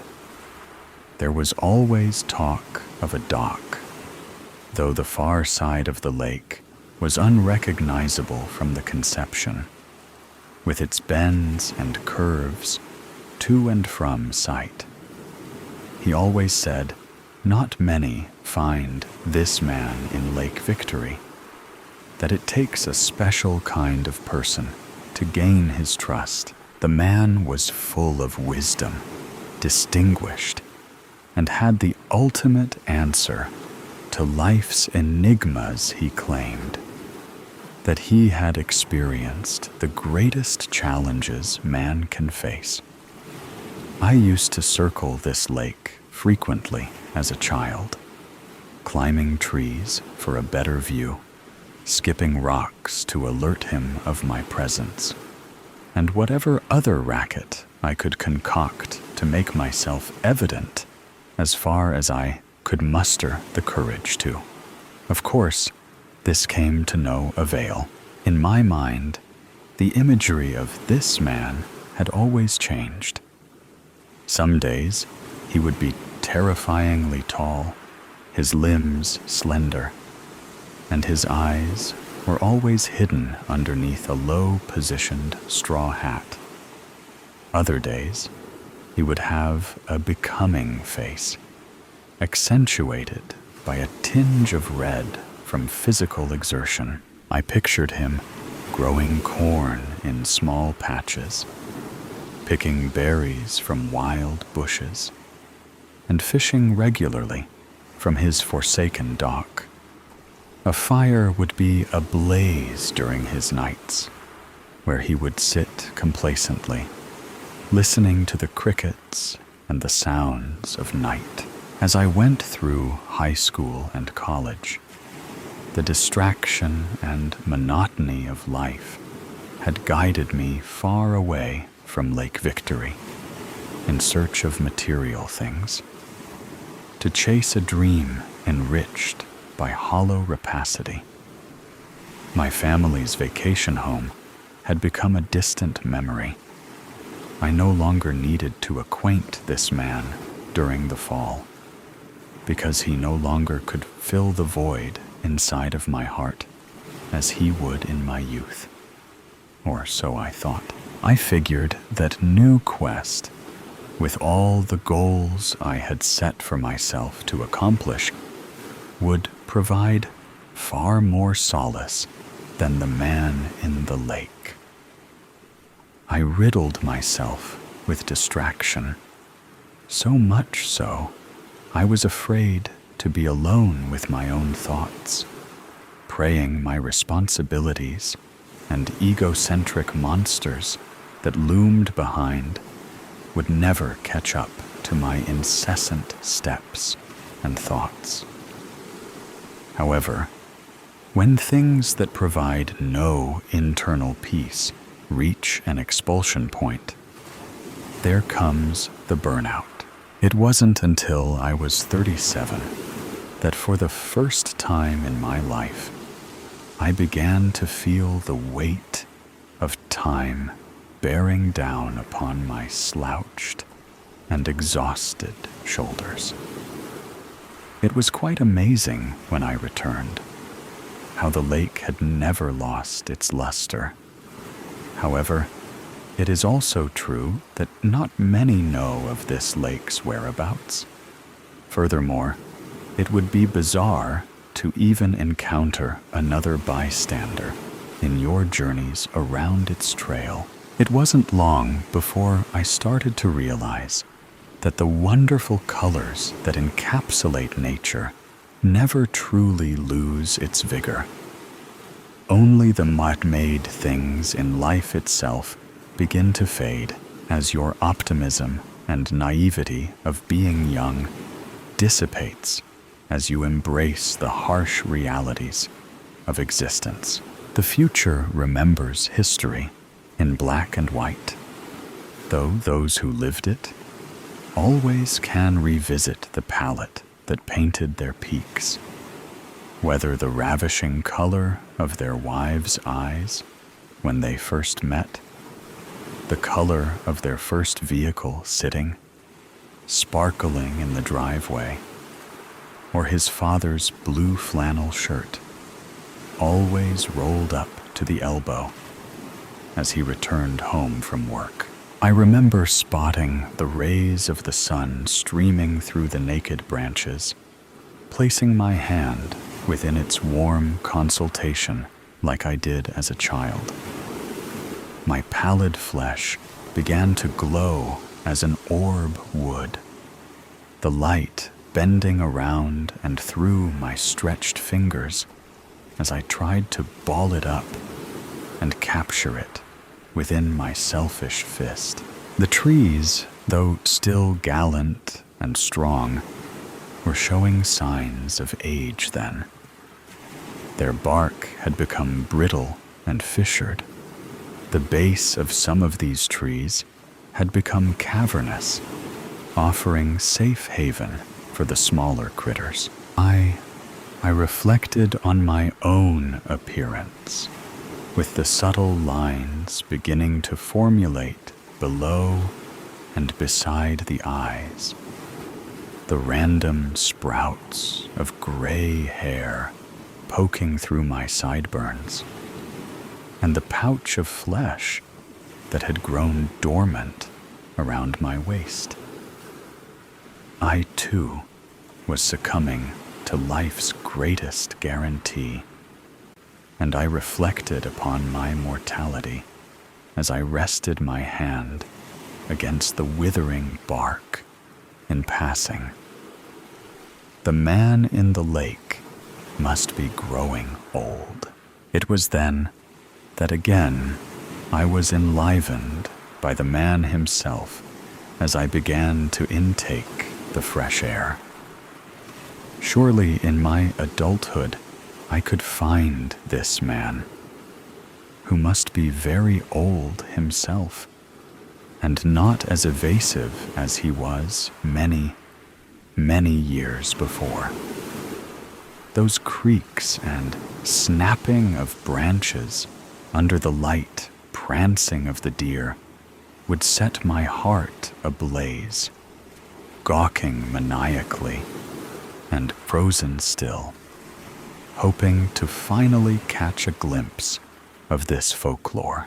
The ground was still forgiving to my steps, still fecund from the week's rain, and my soles glided effortlessly across the discarded tapestry of leaves as they did when I was young, and through certain partitions between the blinding trees you could catch a swooping heron, the elongated neck, saintly patience, and aloof demeanor, awaiting the perfect moment to spear its beak into unsuspecting prey, just as they had in early summers. I remember the trail was as underutilized as ever at 37, stumbling atop exposed roots and stubbing my toe against jagged rock.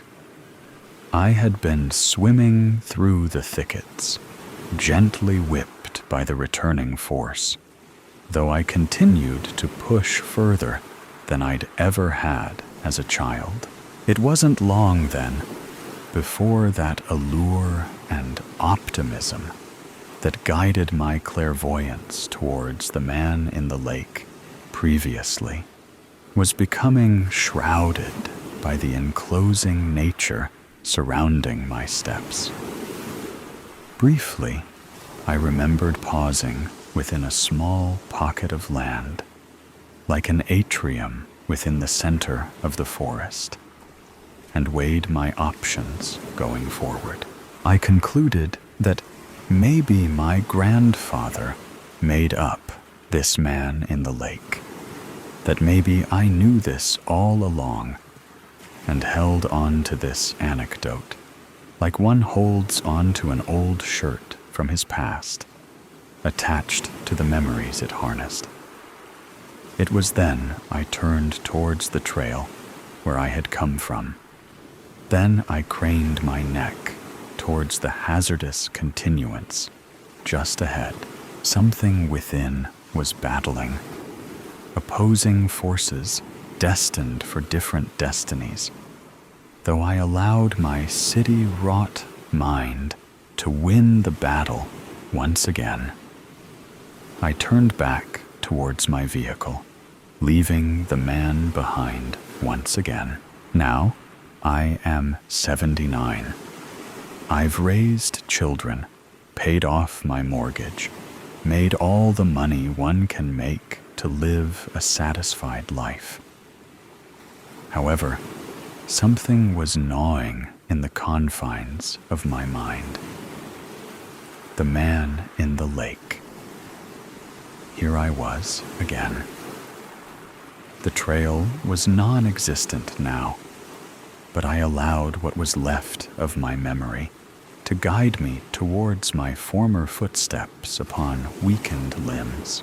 Some of the trees now had fallen, and Lake Victory was as exposed as it ever had been, as I gingerly stepped around the detriments of my journey.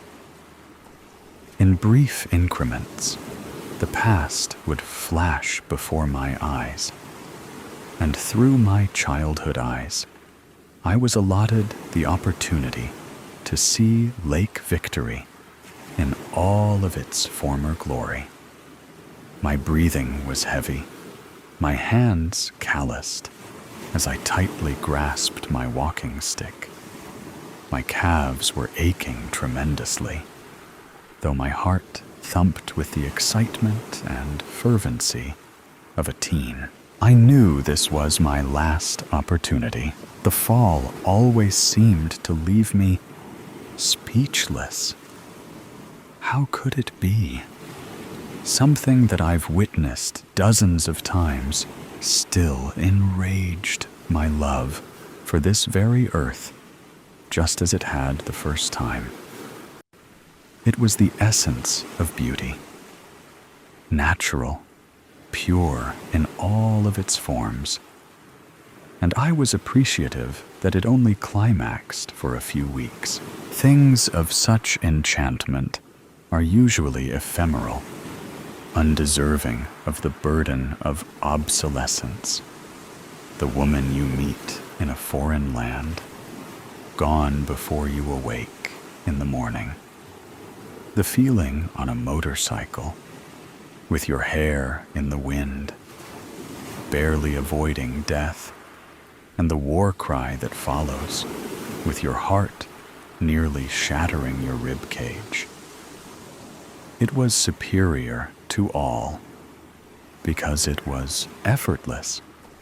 It was the cycle of life itself. The atrium was still present, though it had shrunken to barely enough room for an elderly man such as myself. This time, I trudged through the webbing of branches and shrubbery, my face becoming sliced, and my hands bloodied by their sharp teeth. I could see the sun breaking through, about 20 feet ahead. This must have been where the man lived. I broke through the remaining brush, out into an open field. The purple and yellow flowers arched from their nesting spots, swallowed by the remaining green of October that survived by a water source. I looked upwards, glad to see the sun, receptive to its blanketing of my worn flesh. Then I looked towards the water once again, and there it was, the aforementioned dock. However, I was now forlorn, spotting no cabin in the woods, nor anywhere that a man could survive in such circumstances. I did not see his corn, nor his burn pit, where he spent his nights.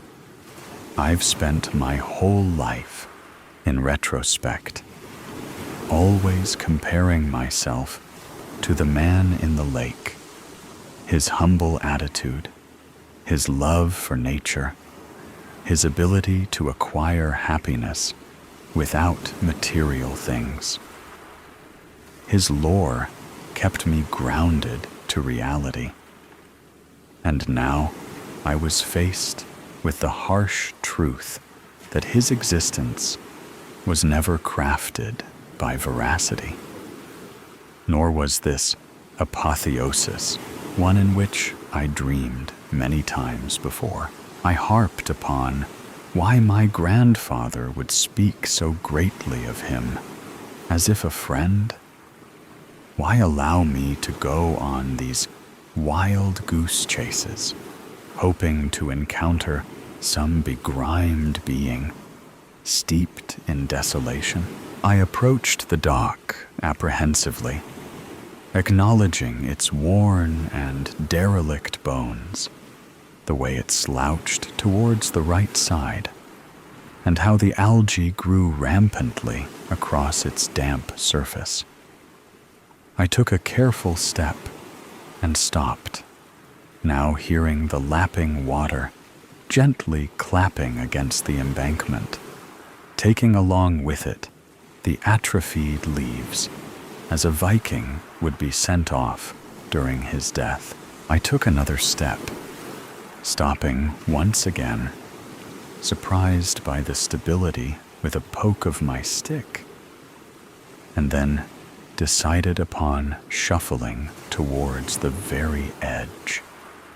Here I stood, looking out over the lake that had held such a prized position within my heart. I looked down towards the surface of my hands, with all of the wrinkles and liver spots that come regretfully with age. Then I looked around the lake, witnessing its vitality once again. I understood that though some of the trees would tumble, that this very dock itself will eventually surrender to entropy, that the man in the lake may have been a farce, that ultimately I was eternally grateful for everything it had provided me in my life. I closed my eyes, taking a deep breath, feeling the brisk air searching through my lungs. As I exhaled greatly, there was a surge of enlightenment that had imbued a deep revelation just as I had opened my eyes. And it was at this moment I knew I had found the man in the lake. As I looked down, just ahead of the last portion of the dock, I saw my reflection within the still water, the white hair that whisked away with the gentlest of breezes, the thick, clouded glasses that stretched across my eyes, my hunched disposition barely holding up underneath my trembling legs. This fascinating search for a character that had lived deep within all of our souls. one stripped bare of the repressed angst and uncertainty that haunted us all outside of this mystical place. With all of its simplicity and understanding of life that one tends to convolute upon their odyssey towards enlightenment. This was the ultimate lesson, and it took a lifetime to understand. I was the man in the lake, just as my grandpa had once been, and maybe one day you will be too. The above story is ended. Let's listen to the next story. The Children of the Forsaken. The villagers called them Children of the Forsaken, those shunned to the Bear Claw Mountains, exiled from society. But the children called themselves the Watchers, for their view of the villages nestled in the valley below, and to their parents, they were merely Raya Navarium, Lilith Skyden, and Quill Weston. Who in the Risen's name takes the forest path to Bearclaw? Asks Quill, features twisting as a gentle frown and harsh laugh compete for dominance like wolves fighting over a kill. Lilith gives him the scolding look of a mother. Don't say that. Mother says it's a bad word. I heard that the Risen will come take your voice at night if you forget to say your prayers. Though the Risen, fallen dead brought to life by the god of death, VOL.3, were more myth to faithless villagers than a poor, disease-ridden harvest. Amongst the Forsaken, the ancient gods were sacred.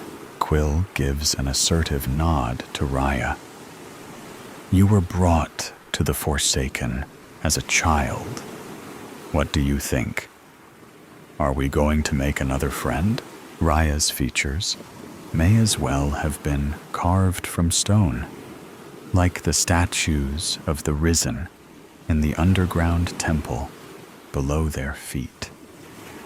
Her eyes are cast on the singularity in the distance, the cloaked figures cutting through the path against a blur of wind and snow, with the relentless endurance of a river's current. Raya was only a child when she was sent to the Forsaken. But as she grew, her past came back in fragments, like the shards of a broken clay bowl she'd accidentally dropped onto her foot trying to reach the table earlier this morning. Sometimes Raya prayed to VOL.3 at night for the empty contentment of forgetting, to let her past die like all things in this world. But watching the figures, she supposed that there was a certain strength to remembering and enduring that was a part of living. I remember that the nun who heard me singing and saw me floating screamed and threw a book at me. I remember crying because I was confused more than hurt. Her face falls to her woolen boots covered in snow. I remember the thin cotton blanket that I shivered through all the way up to the mountains. I don't remember my father very much, except for the fact that he lived in a very big house and never seemed to be there. Quill squints through the haze, trying to see through the chaos of the storm. I don't see a child with them. Raya climbs atop a boulder with practiced movements, testing the heel of her boots against the stone for ice patches. and peers over the edge. "I think you're right." Quill crosses his arms with false bravado. "Of course I am. They're coming for us, but not for the reason we think." Raya turns to each of them and asks them the same question. "How old are you?" Quill is 10 years old. Lilith turns 8 next week. Raya is the oldest of them, almost 11. One of them wears the white robes of a priest. They were sent to cut our throats and take our voices too. Raya abandons her perch, staggering backwards. "We're not even 16. Must have been a terrible harvest." Quill starts, before cut off by an elbow blow to his side. Lilith's voice trembles, and Raya tells herself that it is Lilith's teeth chattering from the cold, while Quill merely rubs the edges of his bony ribs. "I need to tell Mother. She'll know what to do." Word of the priest's arrival and rumors about another nulling ceremony to take the voices of the children spread through the small town of Bearclaw faster than an avalanche. The children are kept safely behind locked doors and shuttered windows, while townspeople brandish an assortment makeshift weapons: knives, pickaxes, woodcutters' axes, shovels, old potions, and spell books. By the time the travelers arrive, the townspeople are ready and waiting. The children have been instructed to stay inside, stay away from the windows and door. But the coziness of the fireplace is almost stifling compared to the tenuous, cold, bitten air. Lilith turns away from the window, her eyes damp with tears. A few moments ago, her mother had forced her to look her in the eyes and wrote that if she could not be strong for herself, she must be strong for others. Her father, who mostly grunted in response to anything she said, hugged her and wrote that he loved her. Only now, Lilith started to realize that she would need to be strong for her people if her mother wasn't there to lead them. Huddled in the corner, hugging her knees against her chest, Raya tries to press her body flat against the wall to steady her trembling frame. Her mother wrote mutterings about the trouble that youth these days seem to find. Then she had stuffed firelight potions in the bag across her chest, wrapped another coat around her shoulders, and strung an amulet around her neck. Raya rubbed the markings on the rabbit bone, hoping there would be enough magic in the amulet to protect both of them. Meanwhile, Quill fights the urge to sneeze, itchiness crawling up his throat, threatening to explode. Earlier that evening, his father had taken out a gleaming, enchanted sword from a cabinet and donned the knight's armor that he'd stolen off a rotting corpse in a cave. When his father gave Quill the dagger that he used for skinning game, he wrote for Quill to protect the girls. At first, Quill wanted to point out that Lilith had been practicing her blood song, and Raya was a gifted illusionist. But taking in the hard lines of his father's saw, cast against harsh torchlight, Quill understood. His father also expected him to protect himself, prove himself. We're no priests, and we mean you no harm. The woman's weary steps sink into the snow, too loud and soft, at the same time like the toll of church bells, carried by the flurries of wind. Lilith's mother uses a pierce of charcoal to write on an empty page of her spellbook. Raya flinches at the groaning wooden beams of the cabin as the wind rattles the bolted shutters. Lilith inhales a deep, shaky breath, and Quill stifles his sneeze. I apologize for our deception. Only priests or knights are allowed to travel to the mountains.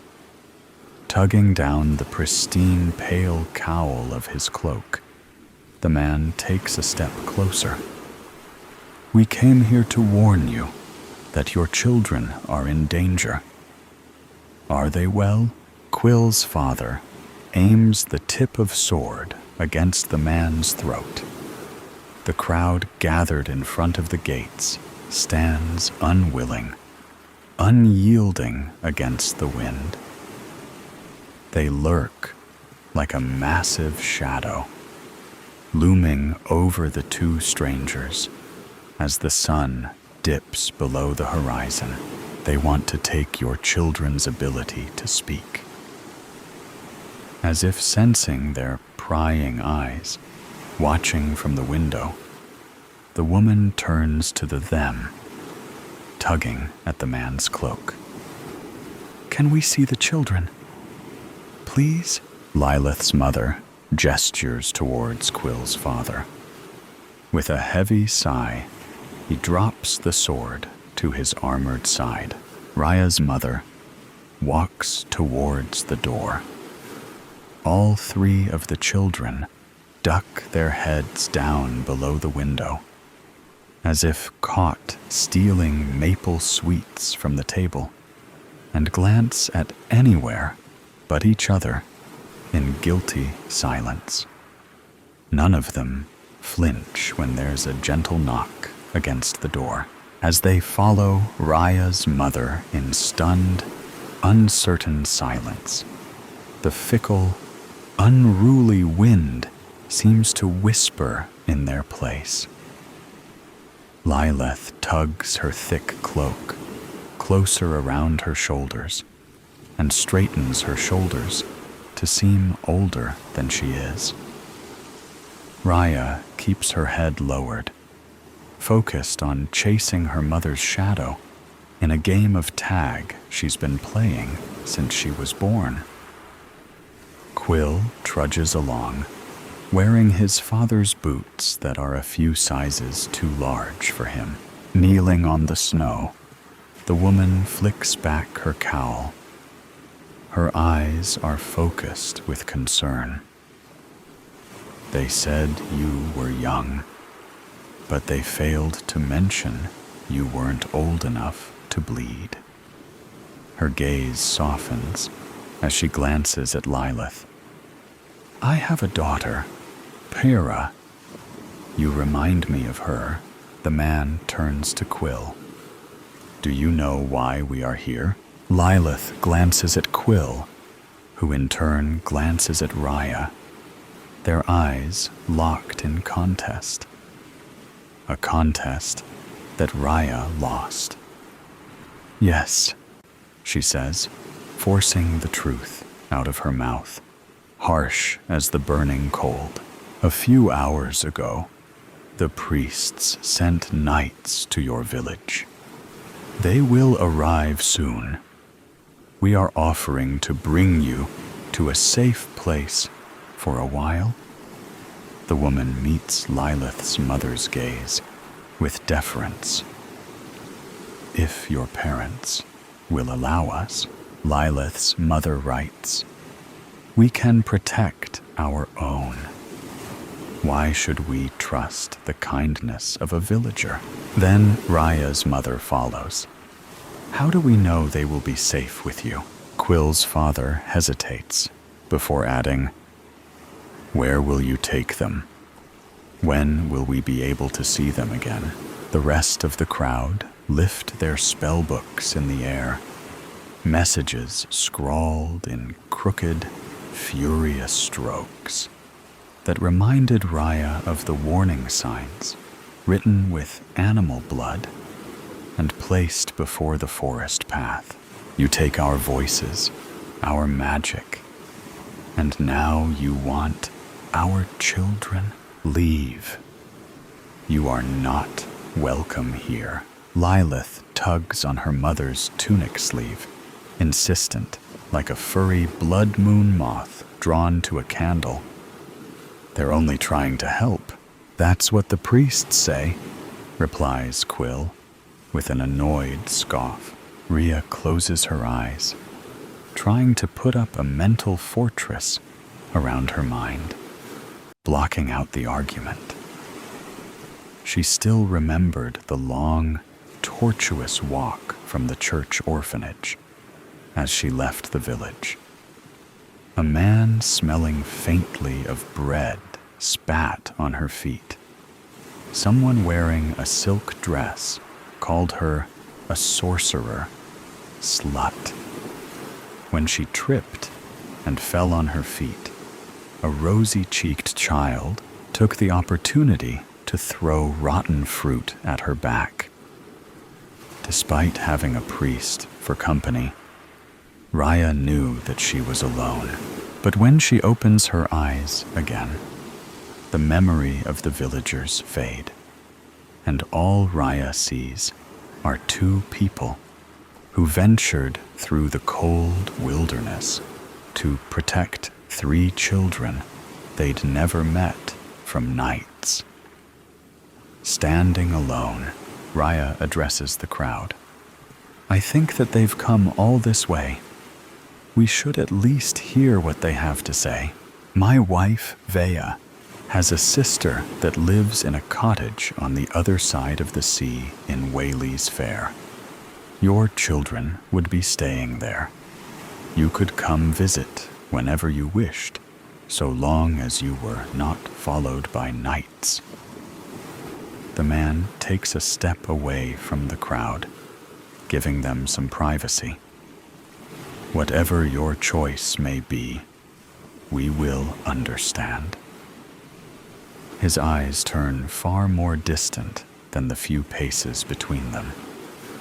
We know the loss of being separated from a child, as heated conversations fade to concerned murmurs, leaving torn messages from spell books crumpled and discarded in the snow. The parents turn to their children. One last message. It is your choice. Raya, Lilith, and Quill glance at each other, silently coming to an agreement. We'll go. The villagers called them children of the Forsaken, those exiled from society and their home in the Bear Claw Mountains.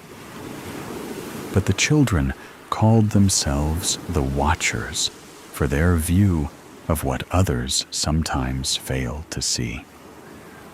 To those who knew them, they were merely Raya Navarium, Lilith Skyden, and Quill Weston, the children who defied the silence of death like the Risen. The next story will begin now. Cotuit Circle. Let's keep pretending. I whispered those 3 words with a slight slur. The buzz of 2 champagne cocktails still churning through my veins. The air was thick with that sleepy summertime vibe.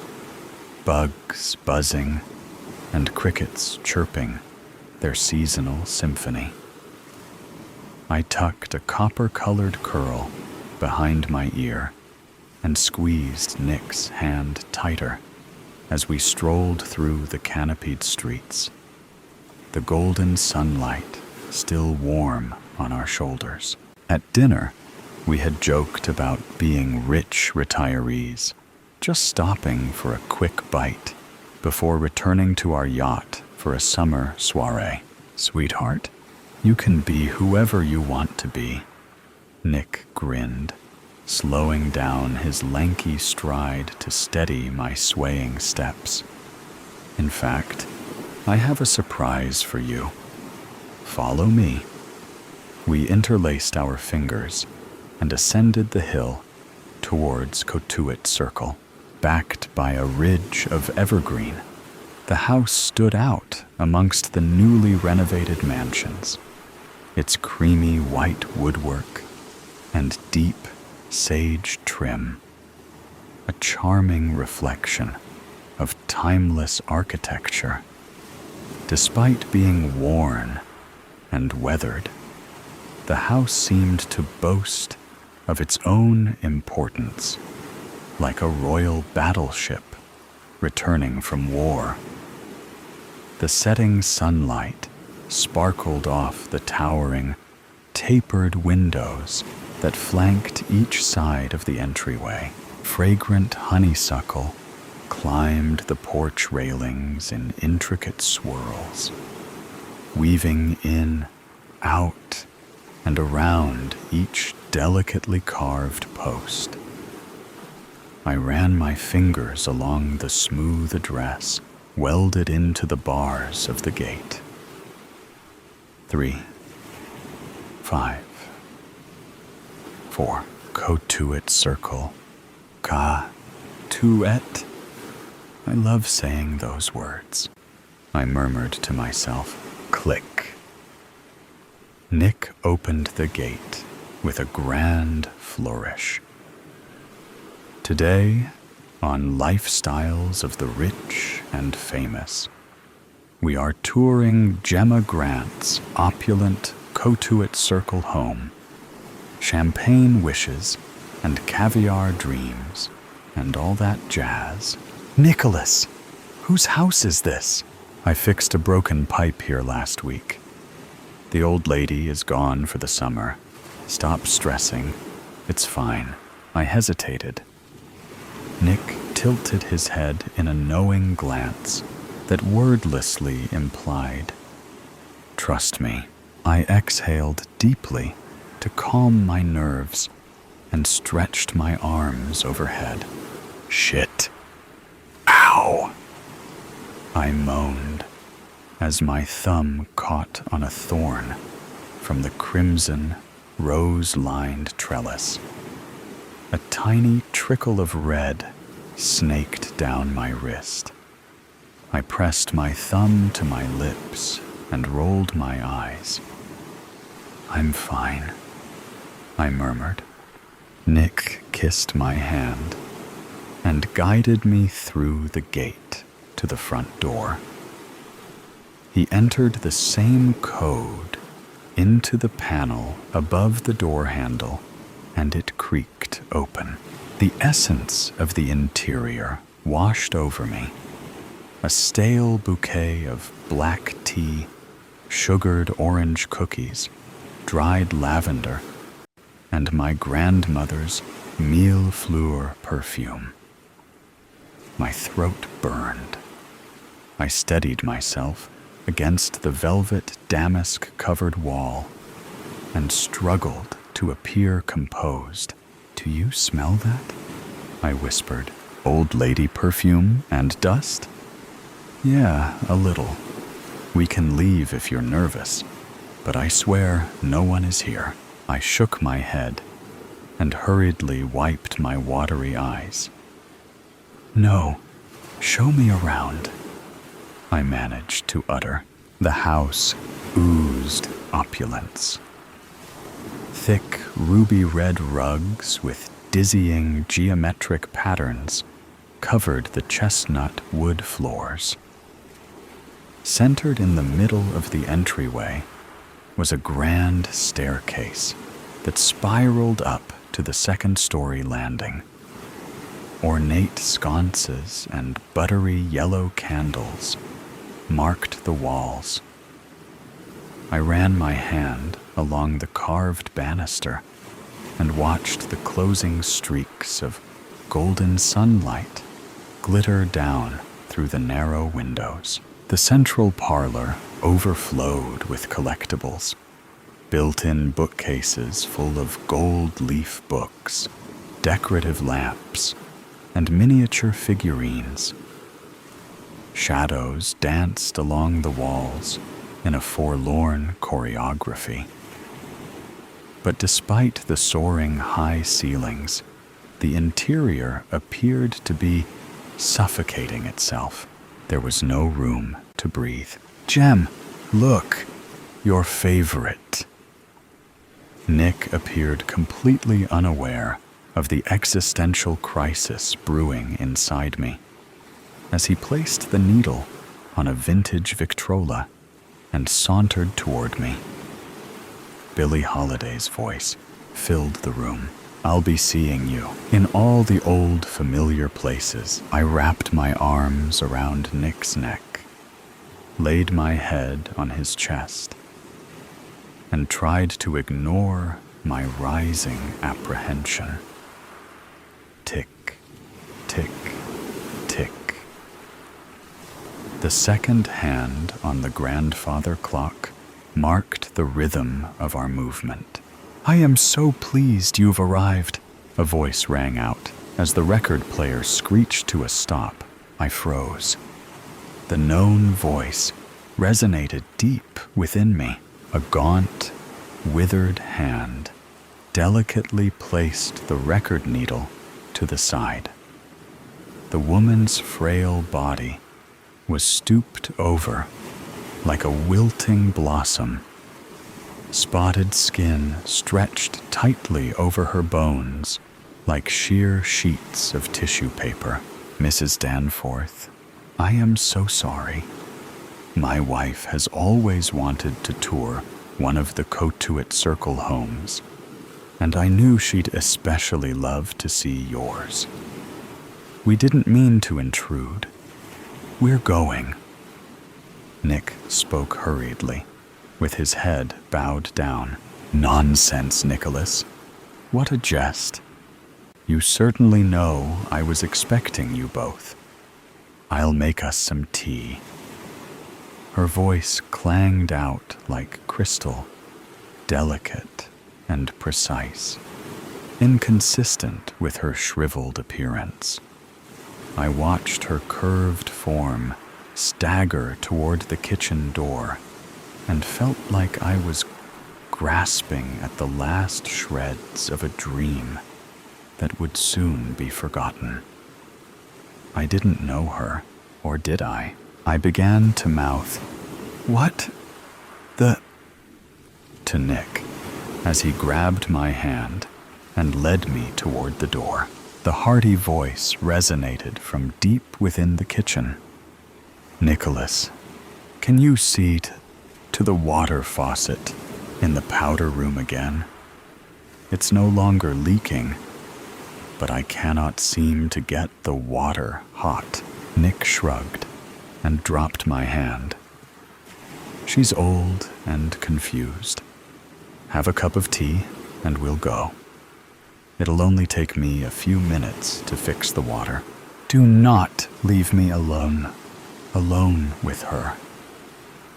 I shut my eyes and begged. When I opened them, he was already gone. The tea kettle released a shrill squeal, and seconds later, she shuffled out. A stack of cookies and 2 porcelain cups of tea sloshing over on a delicate tray. "Take a seat, love," she said sweetly, as she set the tray on the table and shakily handed me a cup. I positioned myself on the edge of the velvet amethyst couch and ran my finger along the sage ivy swirls of the teacup. I watched the steam rise, desperate to avoid eye contact. "Oh dear. Looks like the roses snagged you too," she observed, as she held her hand next to mine. Along her thumb was a shiny white scar, identical to the thin red cut on mine. I winced. "Please have a cookie. They are delightful with this tea." I picked up the iced orange cookie and inhaled deeply. "I love orange cookies." "I know, it's your favorite recipe," she replied. A trickle of sweat ran down the back of my neck. This old lady was definitely unhinged. "Thank you for your kindness, but we should be leaving. It's getting late." I glanced at the clock once more. The second hand appeared frozen in time. "Oh, shush. The night is young. I even pulled some books off the shelf this morning to show you." I wondered if she would find it rude if I pulled out my phone and texted Nick to hurry the hell up.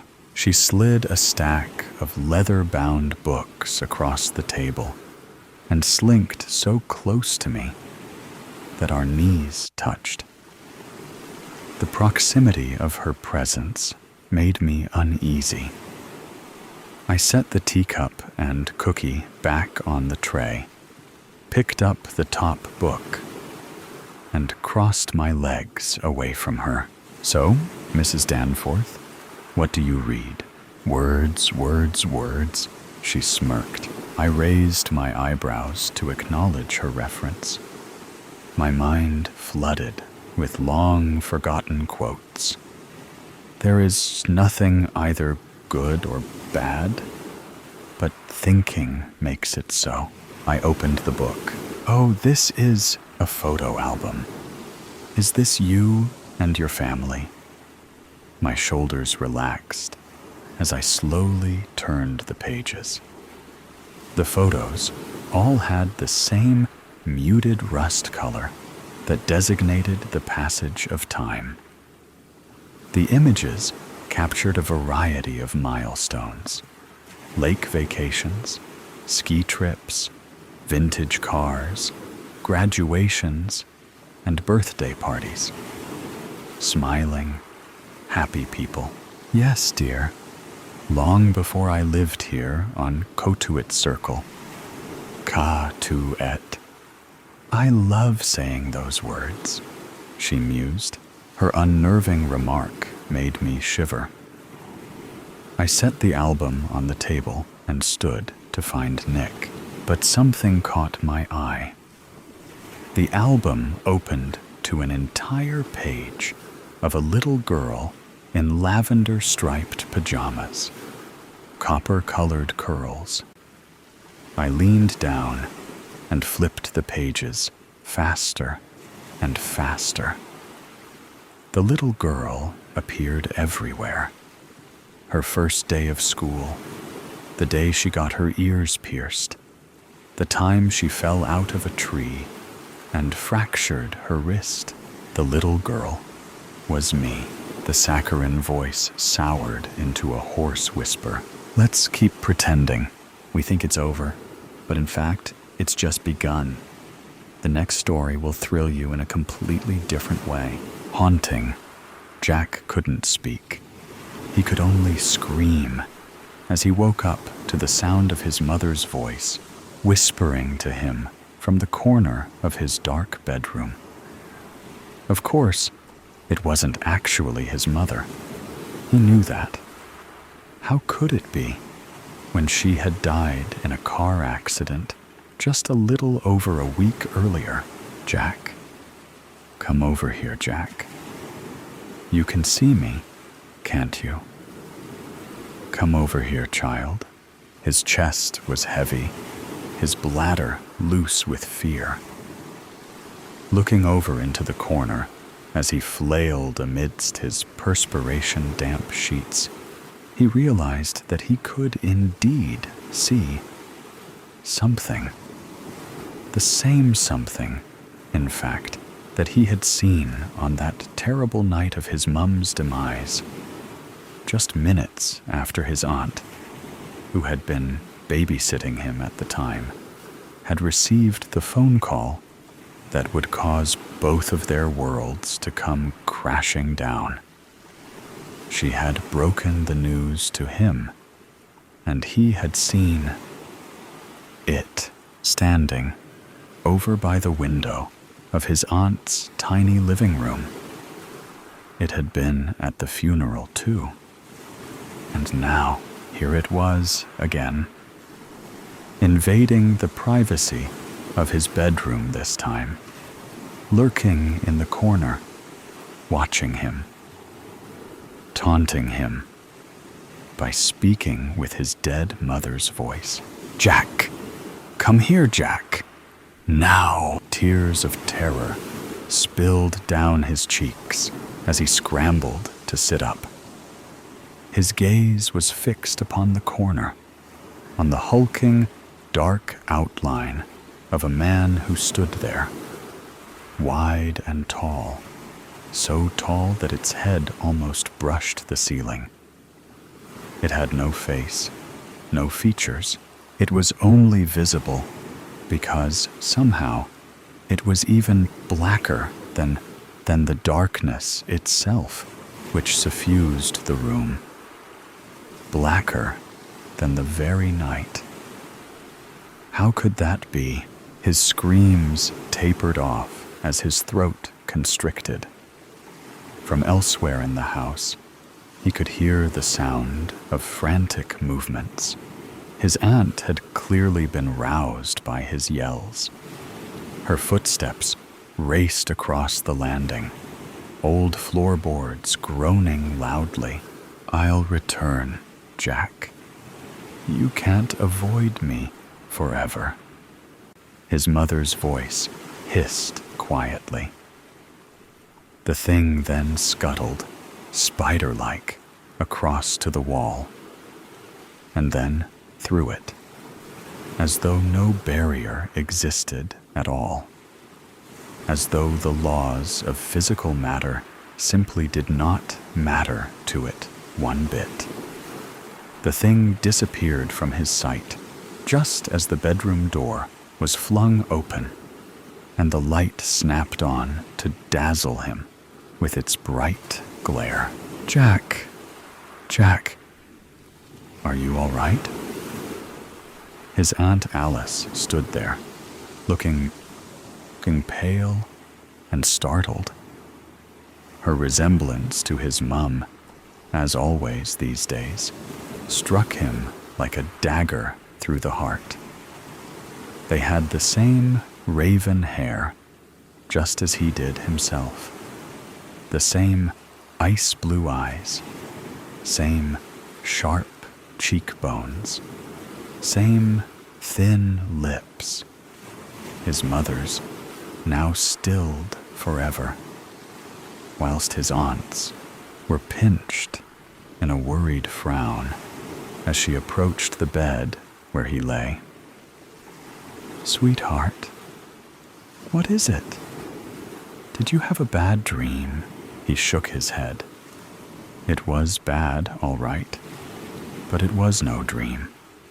He raised a trembling hand to point over at the corner where the thing had been standing, mocking him by its mimicking of his dead mother's voice as it tried to lure him in. Alice turned to look, but quickly brought her attention back to him. "There's nothing there, Jack. You just had a nightmare, that's all." Her gaze shifted, moving down over his sheets, where a damp stain alerted him also to the fact that he must have wet himself. He cringed, the tears coursing faster down his cold cheeks. What kind of a 12-year-old wet the bed? "It's all right," his aunt soothed. "I'll get those in the wash, and you can come and sleep with me in my bed for the rest of the night. It'll be dawn in a couple of hours anyway." And so saying, she ushered him out of his bed and took his hand to lead him over to her room. As always, It smelled strongly of lavender. After tucking him in, she retreated back to strip the damp sheets from his bed. Meanwhile, he lay there, alone once more in the darkness, eyes wide open, and frantically scanning the dark shapes all around him, lest the shadow should return again that night to torment him.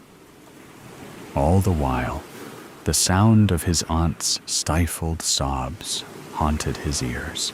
Chanta. Abi, if you can hear me, please respond. I don't know what to do.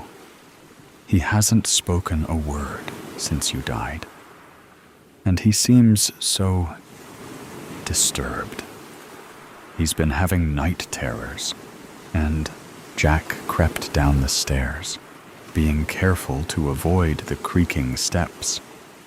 His skin was crawling, body covered in goosebumps, not from the cold, but from a renewed sense of fear. Peering over the banister, he saw his aunt in the living room. She was sitting with her back to him, cross-legged on the floor beside the coffee table. On the table itself, right in front of her, was a board, a wooden board with letters and numbers on its surface, the exact same kind of board as he remembered seeing his mother messing around with so many times before. Late in the evenings, after she'd had a bottle of wine. Abi, are you here with us? Please, Gyan. He wanted to run down the remainder of the steps, grab that board, and smash it to pieces, or burn it to ashes. For there was something about it that just seemed so very, very wrong. He was stopped in his tracks, however, by a sudden, sharp gasp from his aunt. She had her fingers resting on top of a small, circular piece of glass, which rested atop the board. And as he watched, the piece of glass slid free of Alice's grip and went spinning away, clearly moving of its own volition. It raced in jagged lines all across the board. Jack felt dizzy at what he was seeing. His legs gave way beneath him as he sank down onto one of the steps, his buttocks slamming painfully hard against the bare wood. Candlelight leapt in the room before him, the multiple flames flickering wildly. A muffled groan rumbled deep in his chest. Alice did not turn around. She was far too intent upon whatever message was being spelled out to hear him. He watched as she snatched up a nearby notebook and pen, scribbling frantically as she noted down what she was seeing reveal itself before her, never taking her eyes off the board. Eventually, the glass fell still. Something stirred in the air. The candle stuttered. His aunt gave a shiver, and Jack watched as the shadow man emerged through the closed door into the kitchen, moving to stand right beside Alice, reaching out with one of its thick arms as though to touch her. Another gust of wind blew through the room, carrying on it the stench of something rotting. Unable to take it anymore, Jack scrambled to his feet and ran back up the stairs. He cowered in his aunt's bed, covers pulled up over his head. As in the room below, he heard her begin to scream. The above story ends, but never stops. Here is another story that will not disappoint you. The Day Los Angeles. Changed Sophia's spoon clinked against porcelain as she stirred her tea, the sound barely audible beneath the morning bustle of the morning brew. Outside the window, autumn painted the small town of San Bernardino in shades of amber and gold. So different from Los Angeles, where even fall seemed reluctant to interrupt the city's relentless energy. "You're stirring that tea to death," her mother observed, eyes crinkling with gentle humor. "Still not sleeping well?" Sophia looked up, caught in the act. Serenity Williams had always possessed an uncanny ability to read her daughter, even as cancer steadily claimed her strength. Today was a good day. Her mother sat upright without assistance, her silver-streaked hair neatly combed, her smile warm despite the hollowness in her cheeks. "Claire's having nightmares again," Sophia admitted. "And Mark's firm is restructuring, which means longer hours. I'm not sure this was the right time to visit, even for a weekend." Serenity reached across the table, her hand light but steady as it covered Sophia's. "There's never a perfect time for anything important. You're here now. That's what matters." The cafe hummed around them, baristas calling out orders, the espresso machine hissing, customers tapping away at their laptops or scrolling through their phones. On a wall-mounted television, the morning news rolled through its predictable cycle. Political tensions, economic forecasts, celebrity gossip. The scent of fresh coffee and baked goods wrapped around them like a familiar blanket. "Tell me more about Claire's school play," Serenity prompted, taking a careful sip from her cup. "You said she landed the lead role?" Sophia's face brightened. "She's playing Dorothy in The Wizard of Oz. You should see her practicing Somewhere Over the Rainbow around the house. Mark recorded her last rehearsal. I can show you." Her words trailed off as the cafe's television caught her attention. The news had switched to a traffic helicopter shot over Los Angeles. A routine segment showing the morning gridlock. The reporter's voice carried over footage of the 405 freeway, mentioning construction delays near Westwood, where Mark worked. Expect those delays to continue through the afternoon rush hour. Alternative routes are advised for. The screen flashed white. For a fraction of a second, Sophia thought it was a technical glitch. Then the blinding light resolved into something else, as two massive fireballs erupted over the Los Angeles skyline, twin terrifying mushroom clouds climbing into the atmosphere.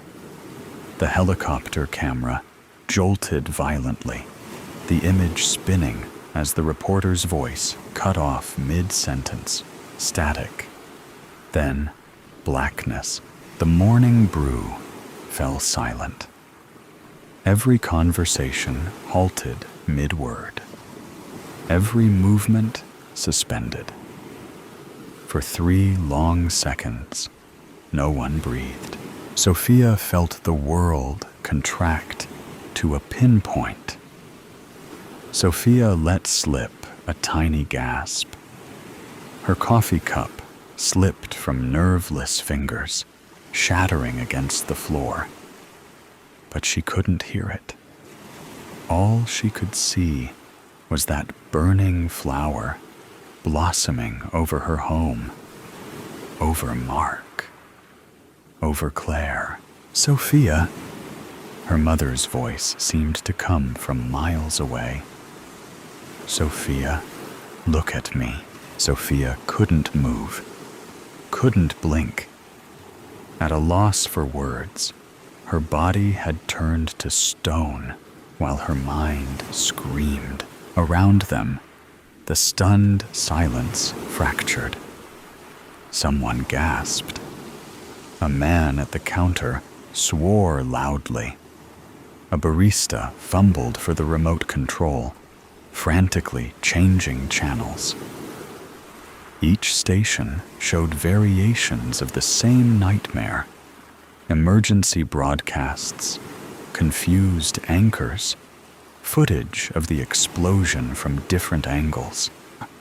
What appears to be at least 2 nuclear detonations over Los Angeles. No official statement yet from authorities, advising all residents to shelter in place. Sophia's phone vibrated in her pocket. Her heart leapt. Mark? Claire?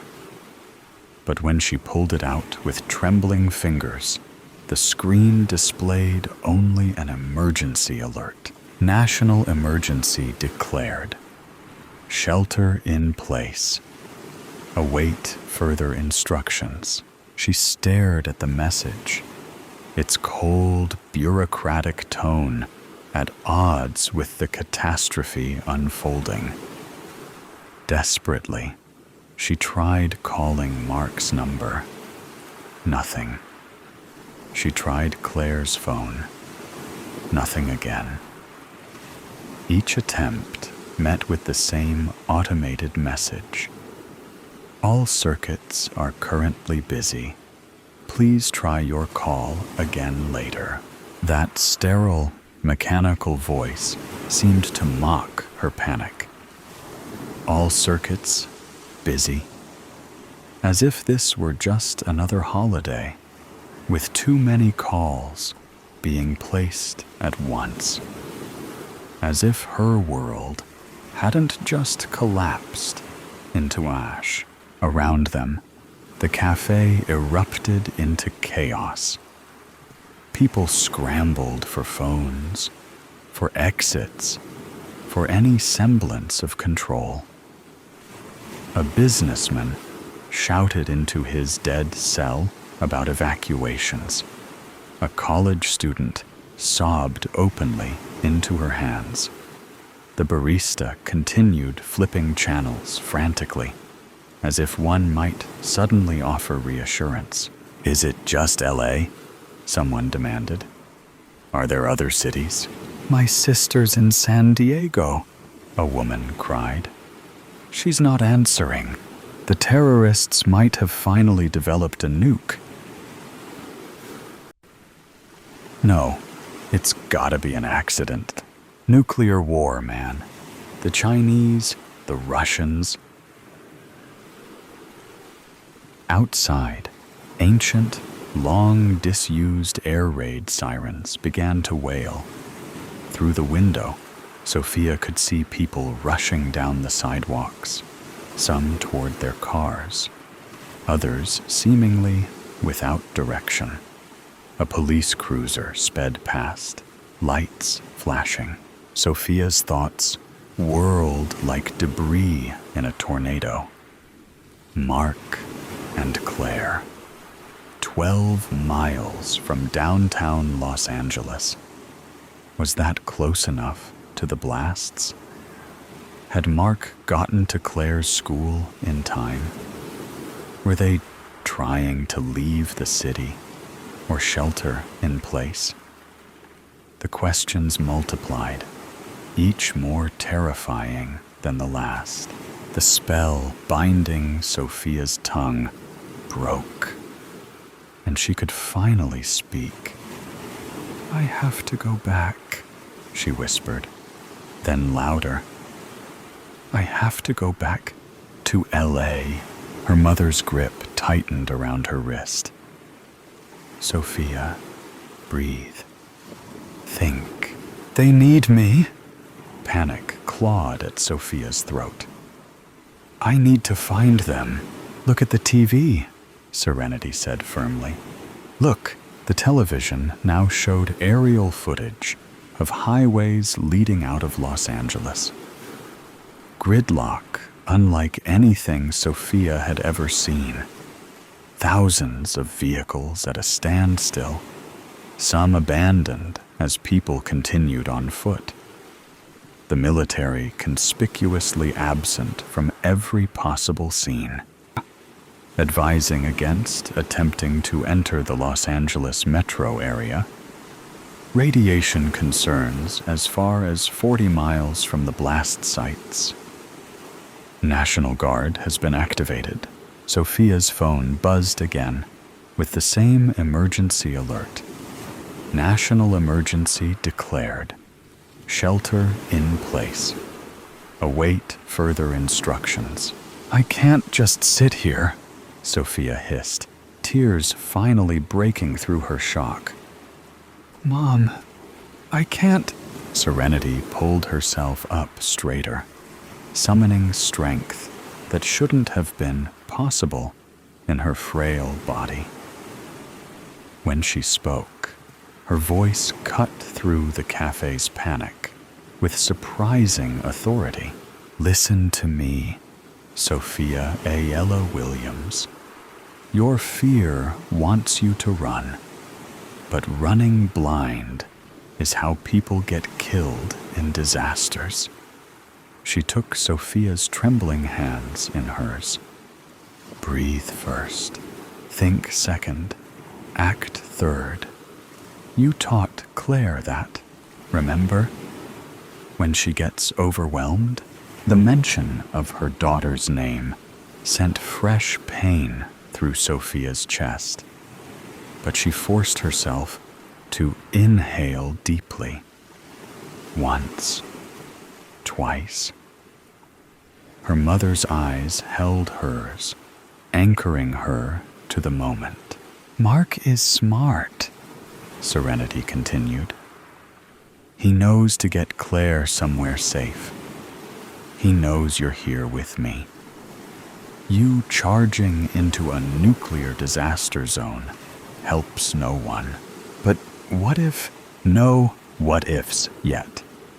Facts first. What do we know? Despite herself, Sophia felt her analytical mind begin to engage. There were 2 explosions over Los Angeles. People were leaving the city, but the military does not seem to be reacting yet. There looked like a massive area of LA leveled by the explosion. Good. What else? Roads are jammed. The military will soon be blocking entry. There might be radiation. The reality of that word hit her anew, and she swallowed hard. Communications are overloaded, with everyone trying to check on their loved ones. The news cut to a press briefing where the perky smile of the blonde, blue-eyed, and comely presidential press secretary, incongruent to the chaos erupting, confirmed what everyone already knew. 2 nuclear devices had detonated over Los Angeles. Origin unknown. Casualty estimates pending. Military response underway. The potential for additional attacks could not be ruled out. "And does everyone like my new lip gloss?" the press secretary asked. "I can't just wait here," Sophia whispered. "I can't." Serenity studied her daughter's face. "No, you can't. But you need a plan, not panic. For the next hour, as the world unraveled around them, Sophia and her mother remained at their table. The cafe transformed into an impromptu crisis center for the customers. The owner turned up the television volume, distributed free coffee, and allowed people to charge phones on every available outlet. Information trickled in. The blasts had occurred over downtown Los Angeles. Early estimates suggested the devices were relatively small by nuclear standards. Tactical nukes, like the RSM-56 Bulava, rather than strategic nuclear weapons. But devastating nonetheless. Sophia tried every communication method she could think of. Calls, texts, emails, and social media messages. Most failed, but occasionally a text would go through, only to receive no response. She left voice messages that grew increasingly desperate. "I'm coming to find you. Wait for me. I love you both." Outside, the town of San Bernardino transformed. Police directed traffic at intersections. Lines formed at gas stations. The grocery store across the street was mobbed. People hugged strangers or argued violently about what to do next. And through it all, Serenity remained calm, her presence a counterweight to the mounting hysteria. She helped Sophia gather information, separating facts from rumors, while conserving her limited energy. "The radiation reports are mixed," Sophia noted, scanning emergency updates on her tablet. "Some areas might be relatively safe, especially with proper precautions. And Mark knows this," Serenity reminded her. "He'll get Claire to safety if he can." If he can. The words hung between them, unaddressed. By mid-afternoon, Sophia had made her decision. She would return to Los Angeles, not in blind panic, but with purpose and preparation. Her mother didn't try to dissuade her. She recognized the determination in her daughter's eyes. "I'll be back for you," Sophia promised, as she prepared to leave. "Once I find them, we'll all come back here." Serenity smiled sadly. "I know you will." She pressed something into Sophia's hand, a small silver locket containing a family photo. For luck, the drive that should have taken over an hour stretched before Sophia like an impossible gauntlet. Roads would be clogged. Gas might be scarce. And at the end waited either reunion or devastation. "I love you, Mom," she whispered, embracing Serenity carefully, conscious of her fragility. "Find them," Serenity replied simply. "Be smart. Be safe." As Sophia's car pulled away from the morning brew, Serenity Williams watched from the window. Sophia touched her fingers to the glass in silent farewell, praying that her mother, Serenity, and her daughter, Claire, would forgive her for the choice she'd been forced to make today. Between the mother who was dying and the family who might already be gone. The afternoon shadows grew long as Sophia's car raced along the westbound interstate back to Los Angeles. The main highways heading east had quickly become impassable, choked with the vehicles of fleeing civilians. Radio reports described mass evacuations from areas surrounding Los Angeles, the declaration of martial law, and conflicting radiation warnings.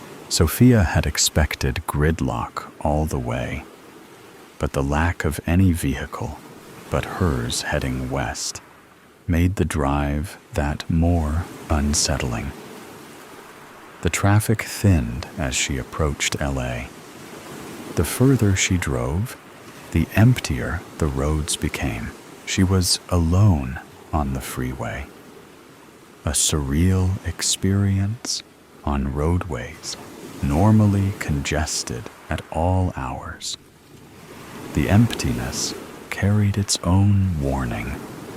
She was driving toward something everyone else was fleeing. Sophia's GPS had stopped working hours ago, but she didn't need it.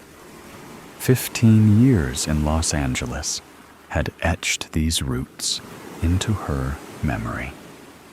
Exit here, turn there, the familiar path home.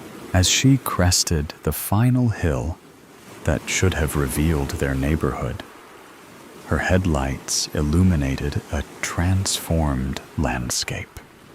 Where apartment buildings and shopping centers should have stood, there was absence, rubble, small fires, and just nothing.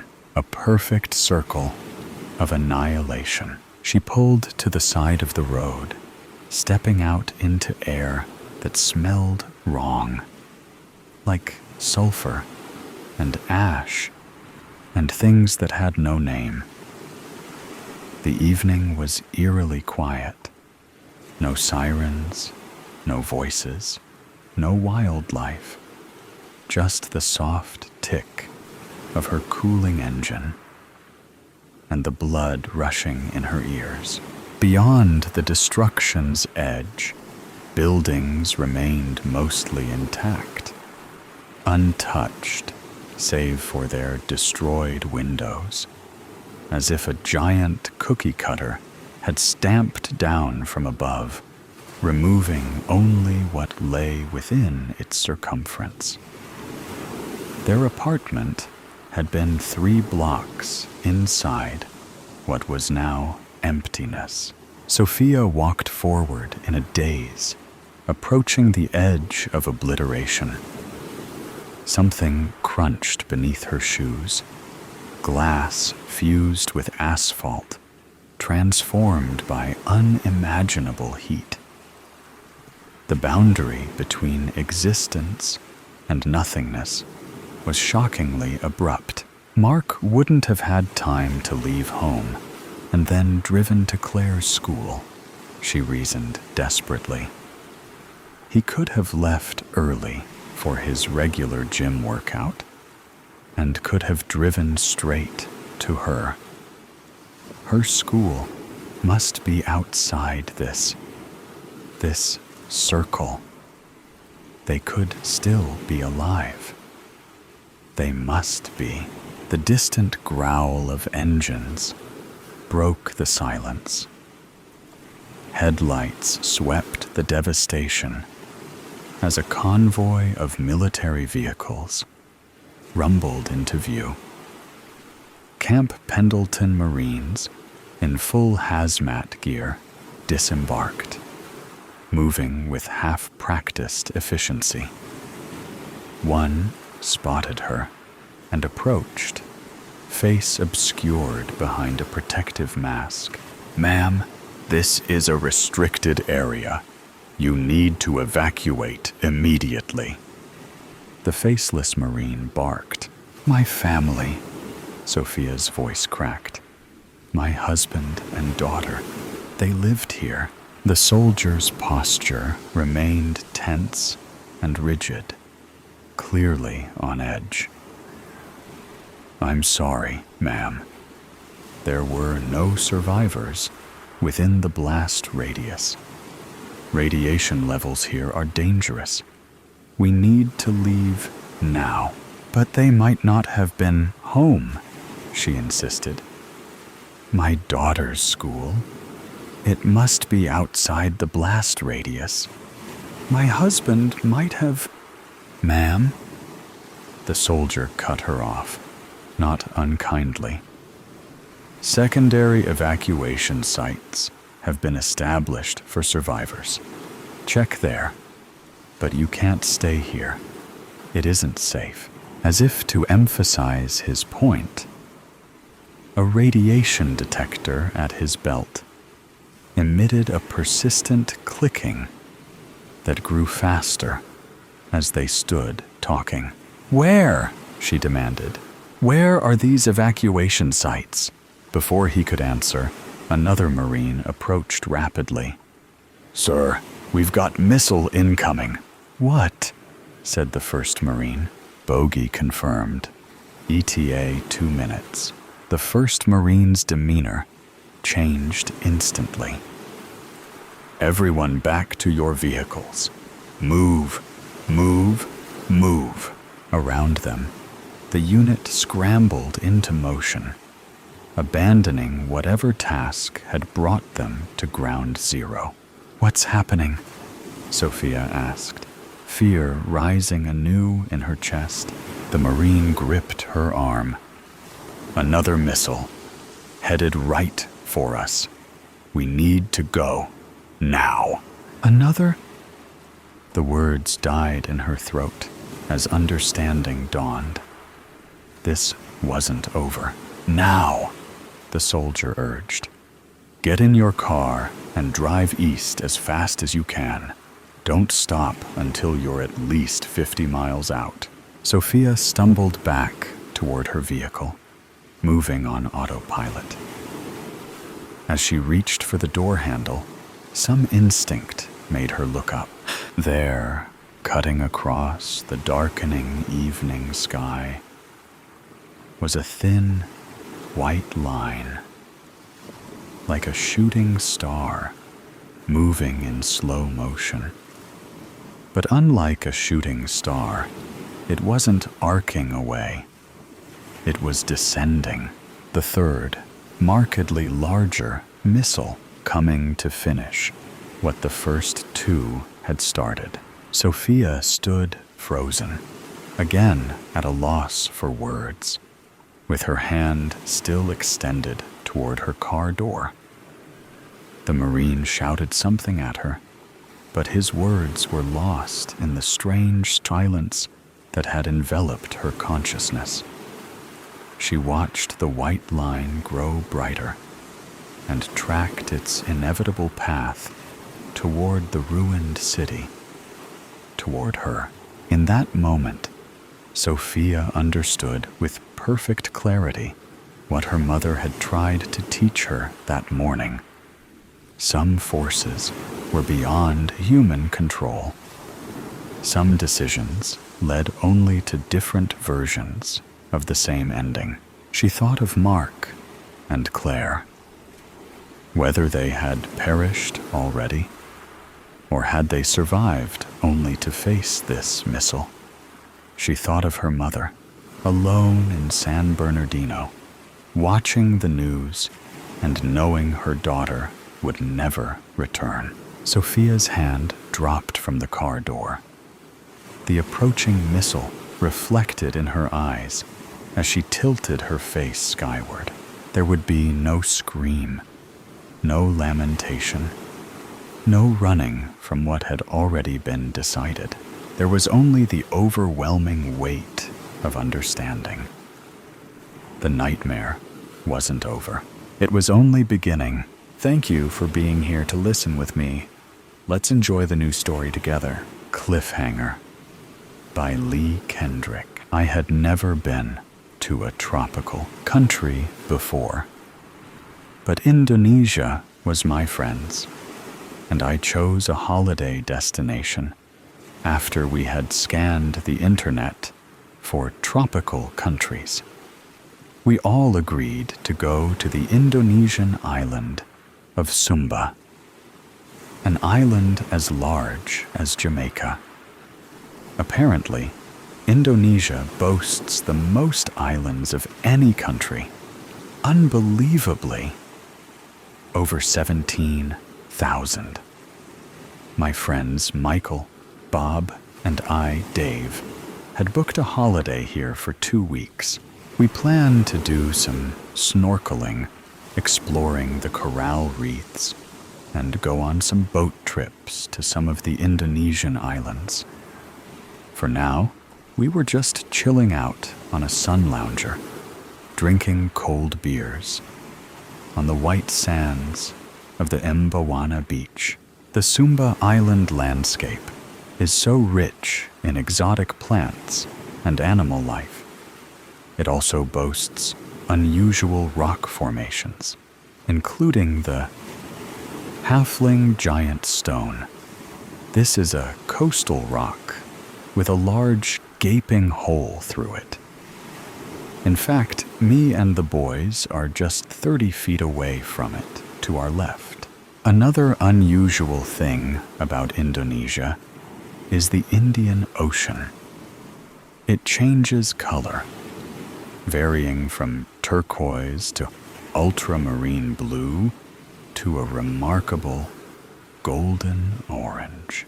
Another thing this part of the world is known for is its earthquakes and tsunamis. Just a few minutes ago, we felt a heavy earthquake, but this was normal for Indonesia. We were glad we weren't in a city full of buildings.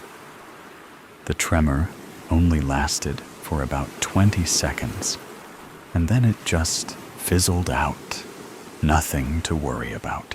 Feeling hot, I decided to go for a dip in the ocean. As I slowly walked in the soft, powdery white sand towards the ocean, I sensed a foreboding. And for some reason, I noticed it was taking me longer than usual at this time of day to arrive by the ocean. I also observed pools of seawater with seaweed, crabs, and other sea creatures, which weren't there before. And I'm sure by now I would have been hearing the waves come crashing onto the beach. But the ocean seems much further away. Then it dawned on me as I stared out into the distance. There it was, a few miles away, a massive wall of water. Difficult to measure, but I would say it must be at least 50 feet high, and it was heading towards the beach. It was a tsunami. I had heard in documentaries about how the ocean suddenly withdraws from a beach, heralding a tsunami.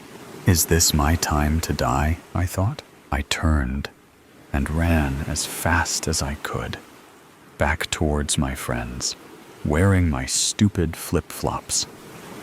As I ran, I observed dozens of people lying on their beach towels, oblivious to what was about to happen. I attempted to shout to warn them, but no words would come from my mouth. I was unable to speak because I was in the grip of fear. I managed to attract a couple's attention, but they just waved back at me and continued sunbathing. I picked up a heavy shell and threw it at them, and then pointed frantically towards the wall of death. I ran and ran, painfully slowly, getting closer towards my friends. Then my friends Michael and Bob saw me. I waved with both hands, frantically in desperation, to try and warn them as I pointed back to the ocean. They just seemed to ignore me. Finally, I reached Michael and Bob to pull them away. My larynx was constricted, paralyzed. I couldn't utter one word as I pointed back towards the ocean. A bloody, gigantic blue-green wave was only a couple of 100 yards away. By now, there were people screaming everywhere on the beach. We all started running. But where? Where do we go? Do you climb a tree? The waves are too high. Do we try to outrun it? No. It's too close behind us, and it must be moving at over 100 per now. Do we go left or right? Maybe the wave isn't as long as the beach. Very unlikely we could escape it. It probably stretches as far as the length of the beach. We kept on running in front for our lives. As the adrenaline coursed through our veins, I spotted the cliff some 50 yards away. The tsunami was now so close behind us, you could hear its thunderous roar, like a wild beast after its prey.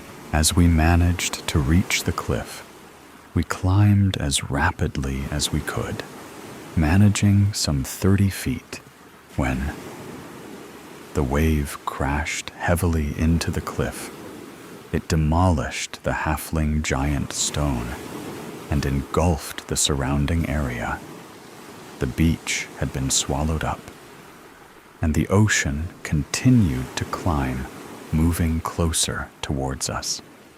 This wild beast wasn't done until it caught up with us, all three of us, now exhausted, and, like a gazelle, tired out with all its energy, spent. It was ready to drop and resign its fate to the beast chasing after it. I knew it was just only seconds away before the wave would claim me and my two friends. Suddenly, my heart stopped beating. To my horror, I was unable to lift my leg up to a ledge. It had got entangled in some plant's tendrils. Bob and Michael were too busy escaping to not notice me in trouble. The water was now up to my ankles as I frantically moved my foot to budge it free. The boat just wouldn't move. By now, I resigned to the fact that I was going to drown. As a 26-year-old, I was hoping for longer on this earth, and I just wish Bob and Michael escaped the wave. The water was now rising up to my neck. I closed my eyes and saw flash images of my mother, dad, sister, and brother. But wait a moment. Why hasn't the water covered me yet? I thought. The next thing I noticed was the water level was going down. It was now down to my feet, and I was able now to budge my foot free. The water was drawing slowly away, down to where the ocean and beach would normally meet. I looked up to the top of the cliff, and there, looking down, were my two buddies, Michael and Bob, waving to me, laughing.